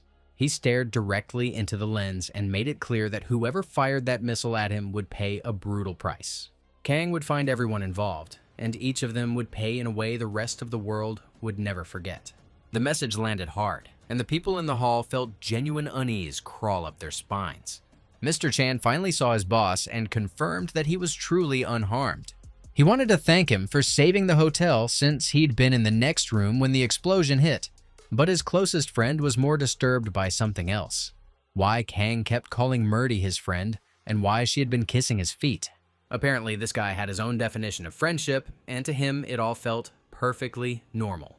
The official gathering wrapped up because it was time to discuss the real details of the future plan. In a separate room, the most influential people on the planet gathered, those whose decisions would shape humanity's fate. The necromancer tried to ease the tension, casually saying there was nothing to worry about, since he and Merdi were already friends. She clearly didn't like that wording, as bloody memories from the past flashed before her eyes again. To speed things up, the immortal decided to demonstrate something very clearly. Kang placed the severed head of the terrorist on the table, and the room went so silent that someone swallowing could be heard. The man who had planned the assassination attempt on the Adral monarch was no longer a threat. Kang immediately made it clear he didn't suspect the Titan Guild, since the source of the problem was obviously elsewhere. Saint Merdi instantly offered her help and promised to personally deal with every terrorist involved. She shot a sharp look at Mr. Dean and demanded that all available resources be used to hunt them down. After that, the discussion shifted to the invasion and the very plan that involved marching into Alphen. The main figure was skeptical. If all the strongest hunters left for another planet, Earth would be left defenseless. To him, it looked like a straight-up declaration of war, and he shut the idea down on the spot. Trying to apologize, the saint dropped to her knees again, apparently forgetting that on Earth it's usually enough to just say, sorry. She chose to present her version of events and began explaining spatial dimensions. While she flooded the room with heavy terms barely anyone understood, something strange was happening at a classified underground base. The ghost had been tracking the terrorists all this time, and the trail led straight there. Some unhinged professor had gathered these people to create a new type of nuclear weapon. The ghost called in BB to help gather as much information as possible. The shady research facility turned out to be far more complex than expected, especially after one artifact appeared. An assistant brought the professor a large box guarded with excessive zeal. The professor set it on the table, unlocked it, and pulled out a glowing yellow stone. The necromancer had received an identical fragment after clearing the dungeon with Tranet's colony. This artifact was called a space fragment, and the professor was convinced it would let him create a new class of nuclear weapon. All his life, he had dreamed of surpassing Dr. Toppler and becoming the greatest scientist on the planet. Readings began to spike rapidly, and the system slowly slipped out of control. At that moment, little BB tensed up, sensing that something bad was about to happen. People lost control of the economy as quickly as Jake Paul did when he went out to fight Anthony Joshua. The system completely collapsed, and only the smartest ones started running for safety. But it was already too late. The space fragment activated in a completely unexpected way. It opened a portal to another world and instantly wiped out every scientist in the lab. After that, a monstrous creature emerged carrying the stench of death itself. BB recognized him instantly and hissed like a wild cat at the sight of the neighbor's dog. Standing before her was a succubus radiating terrifying power, one of Tranet's top generals. But for now, let's not reveal what happened next and calmly return to the Titan Guild. Negotiations continued, and the air was thick with overloaded terminology. People had long realized that dungeons were essentially front doors into the world of Alphen. No monster can unleash its full power on Earth without mana. That's why the demonic god first sends weak creatures to Earth, slowly flooding the world with mana crystals. All of this served a single purpose: to turn Earth step by step into a perfect, comfortable, fully livable habitat for monsters. The real question now was different: how to stop this process before the planet completely became someone else's home. Dungeons and every spatial dimension were under the direct control of the Lord of Dimensions. In simple terms, he alone decided whether monsters would be sent into this world or left it untouched. The World Invader and his 72 warlords had held that control for years, never loosening their grip. Now, they were expanding through war, methodically conquering new lands and dimensions. The warriors of Alphen had failed to put up a real fight and proved too weak, which is why their world was ultimately destroyed. Saint Murdy's plan was to seize the title of Lord of Dimensions and confront Tranet on equal footing. That would allow the dungeons in both worlds to be restored and the situation at least temporarily stabilized. The necromancer was intrigued, instantly picturing himself stripping enemies of their lands and leaving former rulers broke and helpless. But the hardest part came next: figuring out how to claim the dimensional territories and the title itself. The plan required special stones known as space fragments. Kang immediately revealed that he already possessed one such fragment, though it was clearly not enough. There had to be 3 fragments in total, or the entire scheme would collapse. The immortal instantly realized that Saint Murdy could not have come here empty-handed. He read her like an open book, even though she hadn't hinted at the artifact once. One glance was enough to tell. The second fragment was on her right now. Murdy handed over the stone without hesitation, but even 2 fragments were still not enough. The third remained missing, and at that moment the ghost returned, having completed its mission. It brought bad news. The hallucination witch named BB had been lost. From all the details, it became clear that one of the demonic god's servants had descended to Earth, a succubus named Rashmod. Negotiations stopped instantly because BB urgently needed help. Hearing Rashmod's name, Saint Murdy immediately forgot every previous conflict and argument. That demon had to be destroyed immediately, or every human plan would fall apart. The ghost quickly displayed the enemy's exact location, and the delegation moved out at once. Half the hunters and the guild leaders stayed behind. Kang personally ordered them not to interfere. Even Saint Murdy was denied permission to fight at his side. It seemed the immortal was aiming for a personal rematch, and for him, this was a matter of honor. Entering the research zone, he immediately spotted a portal leading straight into a dungeon. Standing beside it was an old acquaintance, the disgusting, foul-smelling Rashmod, holding a black cat in his arms. This slime bag had died more than once at the necromancer's hands, making it a mystery whether he'd somehow forgotten that fact. If the demon had developed dementia, then it was time for some aggressive therapy with a sharp blade. Rashmod knew this meeting was inevitable and hoped things would go differently this time. Back on Alphen, Kang possessed monstrous power and abilities bordering on absolute.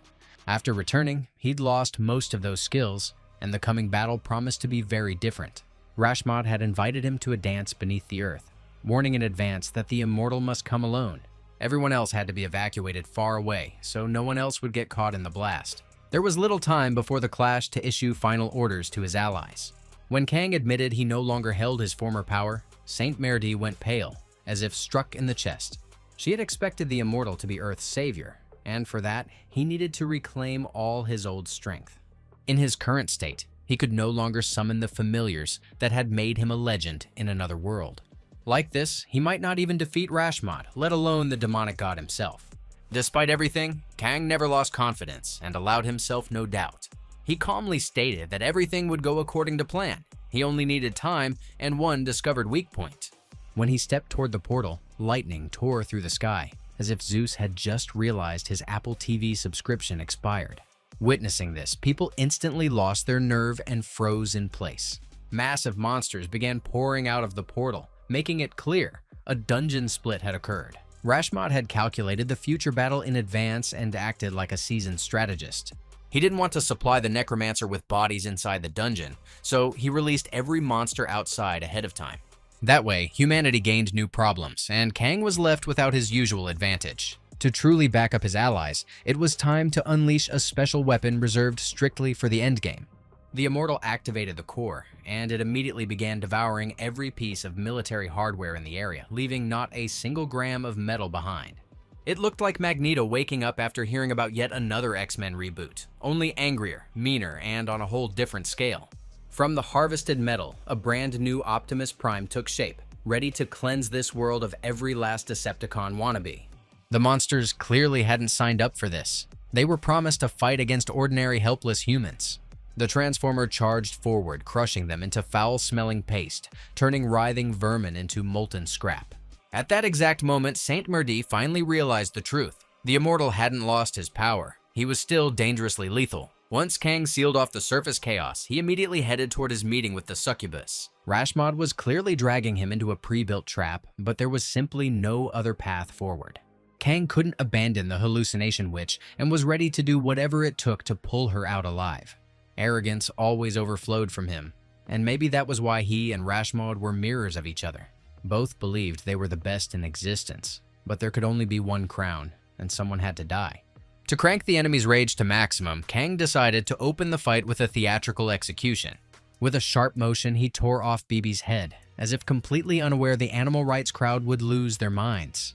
Still, nothing about it was permanent. Bringing the hallucination witch back from the dead was always an option. The demon would pay for his sins regardless, even if he'd prepared something special in advance. The Immortal drew his weapon just in time and cleanly blocked the first strike. He counterattacked immediately, making it clear that years hadn't dulled his edge. A keen observer would have noticed even demons starting to doubt themselves when facing a wall they couldn't break. For Rashmod, this was unthinkable, something he clearly hadn't planned for. The one who was supposed to fall to the opening blow only grew stronger, ready to purge the world of evil. The first counter-strike alone made the demon feel vulnerable for the very first time. Pressing the advantage, Kang began chaining weapons together, constantly shifting style and pressure. The next blow was so brutal that neither barrier nor defense held, slamming the demon straight into the wall. Internal organs clenched in agony as blood poured straight from his mouth. Kang didn't slow down, lunging forward to split the demon in half with a single sword swing. There's always something satisfying about watching a monster who overestimated himself shrink into a terrified child. The strike landed perfectly, the blade slicing through demonic flesh in an instant. The Immortal couldn't understand why Rashmod charged back in if he hadn't grown any stronger since their last encounter. Just as Kang turned to leave, he heard that the demon was still alive, something that felt impossible. By some miracle, Rashmod regenerated his wounds and rose again like a wannabe necromancer. It seemed he'd implanted another treasure into his body, granting regeneration straight out of a Wolverine fanfic. Thus began the second round, and for it the demon summoned monsters straight from the abyss. His grin made it obvious. The first round had only been a skill check. Now it was time for max focus and speed, like Rick Sanchez flipping on hardcore mode and going out for beer. To fend off monster swarms while keeping his eye on the real target, Kang had to push himself to the absolute limit. For now, the scene shifts back to the surface to see how the Transformer was holding up. People watched the battle like a stream with donations turned off, ordering Pizza Hut and pretending everything was fine. Merdi was visibly tense, staring through the monsters as if she could see beyond them. Every thought she had was fixed on the immortal fighting the strongest enemy of his entire Earth career. Only minutes passed before the hero was practically drowning in enemy blood. He wiped out nearly every monster, but the cost was painfully high. His strength was running dry while his opponent kept openly mocking him. This was the moment where the dead summoning technique, the one that made Kong a legend in the Alphan Abyss, became unavoidable. Every fallen soul rose again to answer the call of the strongest necromancer. The skeletons obeyed with delight, closing in on the demonic spawn from all sides. That was when Rashmod finally lost all composure and snapped. As the dead and the monsters tore into each other, the two true titans found their opening to clash once more. Their blades met at the dungeon's center, and even the walls trembled from the impact. Now, it was Rashmod's turn to show what he'd become, and how far his twisted evolution had gone. The demonic god had been secretly boosting Rashmod all this time, shaping his talents in the shadows, and by now the results were genuinely terrifying. At that razor-thin moment, the system dropped a notification that Rocky had secured an overwhelming victory. That meant only one thing. The full energy harvested by the familiar in battle was now flowing straight into its master. The strongest strike activated, and the Anubis technique landed perfectly, the hammer falling with zero margin for error. The demon twisted in agony as the sound of his skull cracking echoed under the weight of the heavy blow. If that somehow wasn't enough, Kang could always switch to a sharp blade and cut away whatever remained. As a kid, he once dreamed of becoming a chef, and now he sliced with the confidence of someone who trained on Mortal Kombat meat his whole life. The decapitated monster finally went silent, and in that dead stillness, the scent of victory hung thick in the air. To make sure the demon would never regenerate, Kang crushed the head completely and shut the bastard up for good. This was real victory at last, or at least that's what he was absolutely sure of. After everything was over, the necromancer returned to the surface and immediately congratulated his familiar. Together, they had done flawless work, wiping out an entire monster army without even a hint of mercy. Bibi would be fine. As a summoned familiar, she could be restored a month after death. Now it was time for a serious talk, because ignoring what happened today was no longer an option. Rashmod's appearance outside the metro station had a clear cause, and Saint Murdy understood it perfectly. She explained that Earth hadn't fully synchronized yet, which meant dungeons could manifest literally anywhere. Most likely, someone had used a summoning circle to deliberately drag the demon into this world. Only a complete maniac would attempt that, since it was basically signing their own death sentence. Looking at the burned-out station and the stunned faces around him, Kang clenched his fists not in rage but in responsibility. He made it clear that Tranet would never claim Earth as long as he was still breathing. It turned out the goddess had been right all along. The immortal necromancer was meant to become humanity's savior. Merdy promised to do everything in her power to help him, and swore she would always stay by his side. After the brutal clash with the demon, Kang focused on grinding in 6th rank dungeons. Day and night, he defended those zones, and on rare free days he made sure to forge alliances across the globe. The Titan and Odral guilds agreed to form a pact and gather the most fearless warriors to protect the planet. Lately, the entire world was in turmoil, facing a dilemma that split humanity into two camps. Some believed mining mana crystals only sped up Earth's destruction, while others argued survival was impossible without it. Everyone wanted profit, but nobody was eager to pay with their own life. Taking all this into account, humanity desperately needed a unified defense system, and thus the World Awakened Association was born. For a full month, Kang untangled these problems until he finally decided to return home. He said his goodbyes to his allies and told Murdy to wait for him on Alphen. While South Korea joyfully welcomed its hero, the saint went to speak with the goddess. At that very moment, the goddess delivered a revelation written in an ancient language. The message was clear: follow the immortal necromancer and never leave him alone. Returning to his native Seoul, Kang immediately felt a powerful surge of strength and energy. He was supposed to attend a dinner with the president to discuss the threats looming over the country. At the last second, the necromancer said he wasn't hungry and asked to be dropped off right on the street. He had no desire to see the president and dumped all negotiations onto Mr. Chan's shoulders. Ignoring the government was dangerous, since sooner or later, it always comes back to bite. But the immortal seemed deaf to his friend's arguments, letting every word pass straight through. He left Mr. Chan alone to clean up the chaos without a shred of regret. If Chan had known what he was signing up for, he would have never traded the Hammer Guild for this nightmare. Meanwhile, the main hero caught a taxi and headed home, dreaming of finally seeing his family. Then it turned out he'd forgotten his wallet and couldn't pay for the ride. Classic GTA moment, loot lost again. He had to rely on an ancient method of acquiring money, one familiar even to Neanderthals. All it took was calling Jamin, who was always ready to lend a couple of bills. The honor student had no idea how that call would end. He expected a friendly chat, but instead got hit with a brutal request for cash. It seemed the immortal necromancer would never change. Even at the top of Forbes, he'd still be broke. Nuna sensed something was off immediately because her brother never came home without a serious reason. The moment she heard her classmate had returned from overseas, her face lit up brighter than any star. Without overthinking it, they set up a meeting and spent the next few hours tucked away in a cozy local cafe. The conversation flowed easily, especially after their last encounter, when she'd misunderstood a lot of things. Now they remembered that moment with a smile, even if Nuna still felt a faint trace of awkwardness now and then. By the way, she'd quit her old job and fully committed herself to creating comics. Strangely enough, the main character of her story looked suspiciously similar to Kang, just as cocky, just as reckless, just as fearless, especially when the fights kicked off.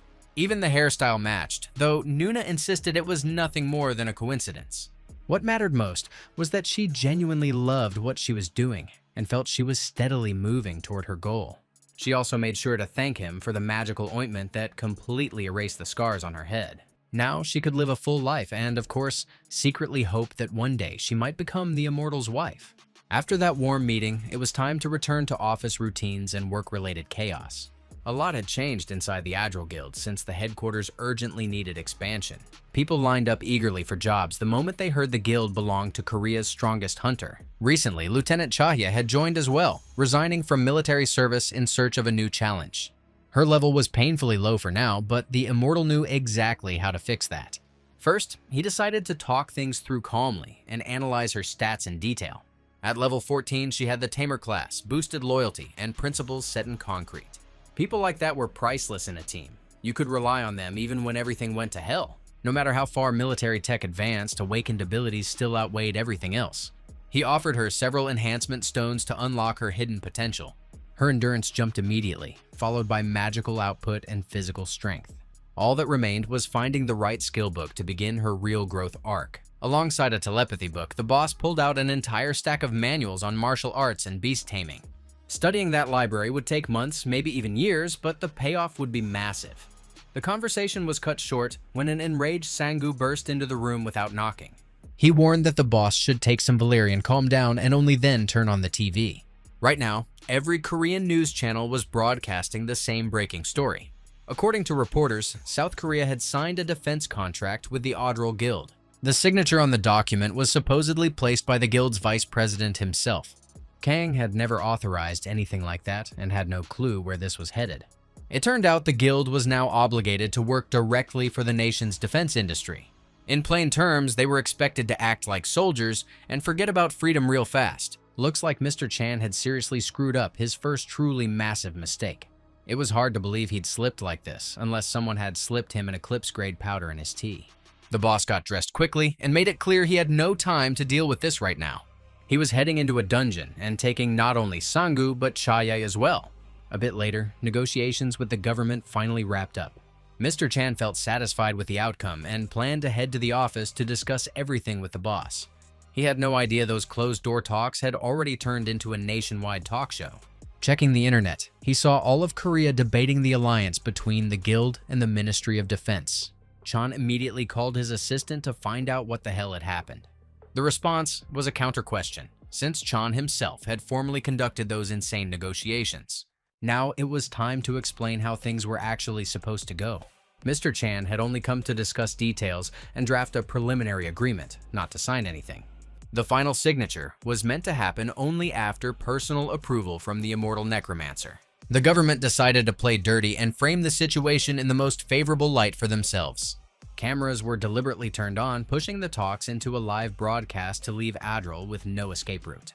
Chan never realized that all those smiling faces at the table had been planning this behind his back for a long time. Their goal was simple: use public opinion to force the guild into signing the contract. Those people had no idea who they'd really gotten involved with, or what kind of consequences were about to fall straight on their heads. A handshake meant nothing, especially once the immortal learned what had been done behind his back. Mr. Chan rushed to meet the boss in person, ready to report everything that had happened. By then, Kang had already left the office and was deep inside a 6-star dungeon at the 9th subway station. For probably the first time in her life, Chaya felt real sticky fear crawl up her spine. Before, there had always been military hardware and soldiers she could rely on without hesitation. Now her entire backup was a guy who'd been in school not that long ago and had barely learned how to defend himself. Sangu tried to calm his partner down, reminding her that today they were just the support squad. Their mission was simple: carve up monster corpses and extract mana crystals for black market sale. All the real work would be done by the necromancer, who had decided to stretch his legs after coming back home. Chahi slowly began to sink into the real world of dungeons and monster combat. Until now, she'd always stood on the other side of the barricades and had no clue how things really worked. Honestly, she didn't like it much. The job felt dirtier, harder, and scarier than she'd imagined. Against her hesitation, Sangu looked 10 times faster and more confident, like he was born for this grind. When crystal harvesting wrapped up, strange and unsettling sounds echoed from a dark corridor. Flickering eyes scared the hell out of her, and she almost called the cops. Panic level straight out of an It Clown encounter. She needed to calm down. It was just skeletons returning from a mission, dragging monster corpses with them. There wasn't a single scratch on the immortal's face, proof of a flawless clear. He'd long mastered summoning hundreds of undead and was steadily closing in on his former peak. With the dungeon cleared, it was time to train the kids a little. Sangu needed to step up to the next level, and Chaya might just awaken her Tomer talent today. Kang had prepared a trial for her in advance, wanting to see what she was really made of. The girl stepped forward on shaky legs, then screamed like she'd just seen Lady Gaga without makeup. Standing before her was a massive level 57 saber-toothed tiger that she was supposed to control. Chayi had no idea how to do that, even though the system recognized her as a Tamer. No one had ever taught her this, and the best she'd managed before was taming a tiny kitten. The boss told Sangu to make sure the monster didn't make any unnecessary moves. Young and reckless, the guy was ready for anything just to show the boss how far he'd come. He jumped straight into the tiger's cage and made it roar as loud as Elon Musk when someone won't let him go to Mars. The kitty clearly wasn't in a playful mood, forcing Sangu to play Matador. The monster didn't appreciate the joke, flashing fangs and claws before leaping forward to make lunch. The young hunter was ready and instantly activated his new technique, steal flesh. After that, he beat the monster like a stuffed toy. Zero guilt involved. They said Sangu was only mid-rank, but in practice, he'd already blown past expectations. The saber-toothed tiger couldn't compete and went down fast. After that, Chaya tried taming a truly dangerous beast for the first time in her life. The strategy was simple. Whenever the monster started growling, Sangu stepped in. His methods were questionable, so kids should probably look away and never try this at home. It was obvious the girl lacked enough mana for proper taming. Without hesitation, the necromancer shared his own energy and made it clear there were no more excuses. There were only 2 main ways to tame any monster. Either beat it half to death, or make it think you're its best friend. If the beating doesn't work, the second option always remains. Chahi would have to bond with the saber-toothed tiger, no matter how weird that sounded. For this, the boss devised a simple but effective plan, once again using Sangu. The guy pretended to attack the monster, constantly trying to intimidate it. His job was to be as aggressive as possible and show he wouldn't back down. Chaye, on the other hand, tried to protect the tiger, shielding it with her own body. She clenched all her strength into a single strike, pouring every ounce of emotion into it. Even though it was supposed to be an act, the blow came out so strong she nearly killed Sangu. The top-tier acting performance actually won the tiger over, and it almost instantly warmed up to its new master. From that moment on, it was ready to obey any command, which is exactly what true taming looks like. It became obvious that with the right approach, absolutely any monster could be brought under control and turned into a weapon.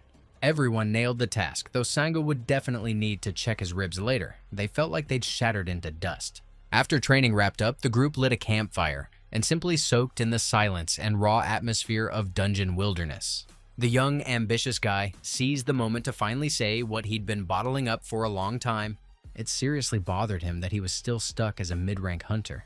He wanted more and was ready to grind for it just as hard as he had during the darkest days. The boss had always been willing to help his friends grow, which was why he'd saved one especially interesting book. With that ancient knowledge, fire magic could break into a whole new tier and turn Sangu into the greatest mage in history. He was currently level 61, but mastering this technique could push him all the way to the top rank. Given that chance, the guy yelled in pure joy, fully aware that the hardest part was still ahead. Once everything was done, the team headed back to the guild office, where crowds of reporters were already waiting. Mr. Chan looked deeply lost in thought, replaying over and over what exactly he should say to the boss. When the furious necromancer entered the office, everyone instantly stepped aside. Mr. Chan forgot his entire prepared speech and suddenly looked like a kid waiting for punishment.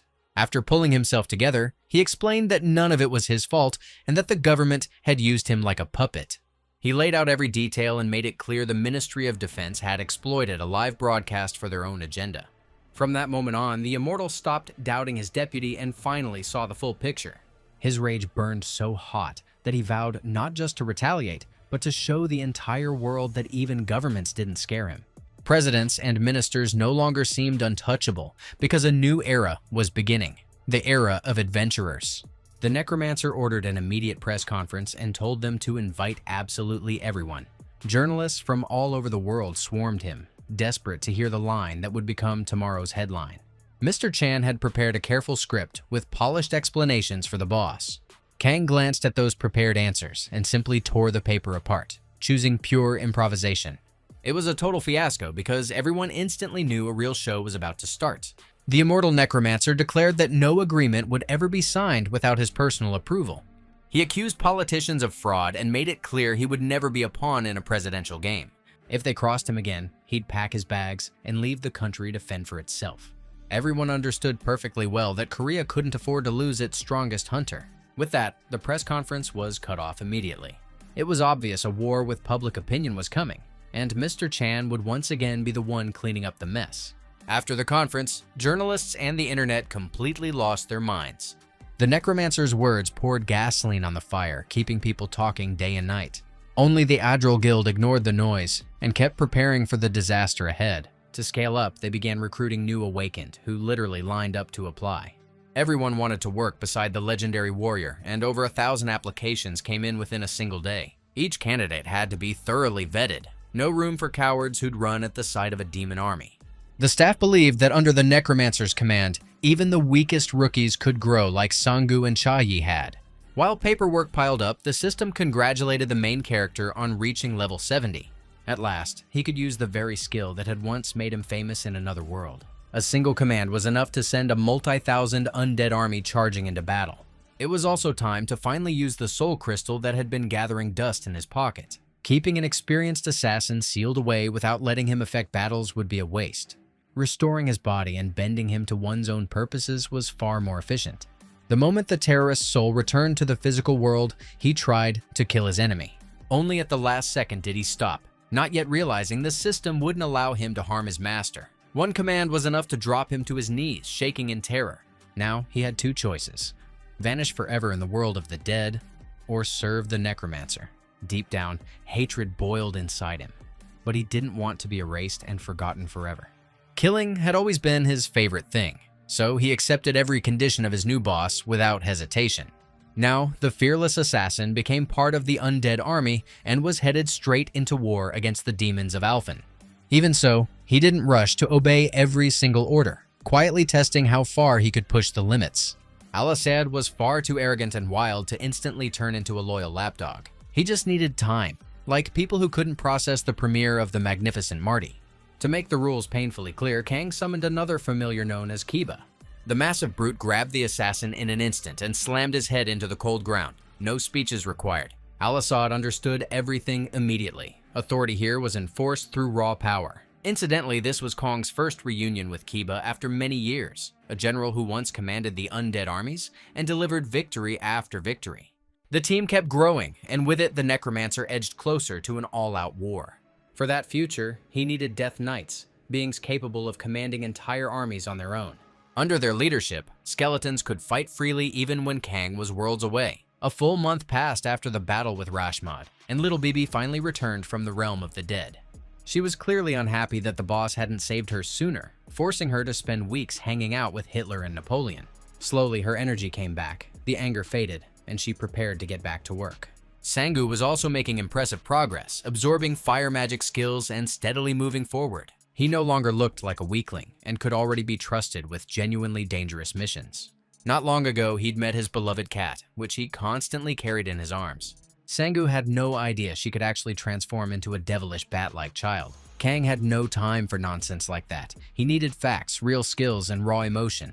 The young mage immediately demonstrated what he'd learned over the past few days of brutal training. His fire orbs had become noticeably deadlier, and this was only the beginning. Chahae was also making major strides, steadily developing her tamer skill. So far, she'd tamed only one large monster, but even that was enough to double her level.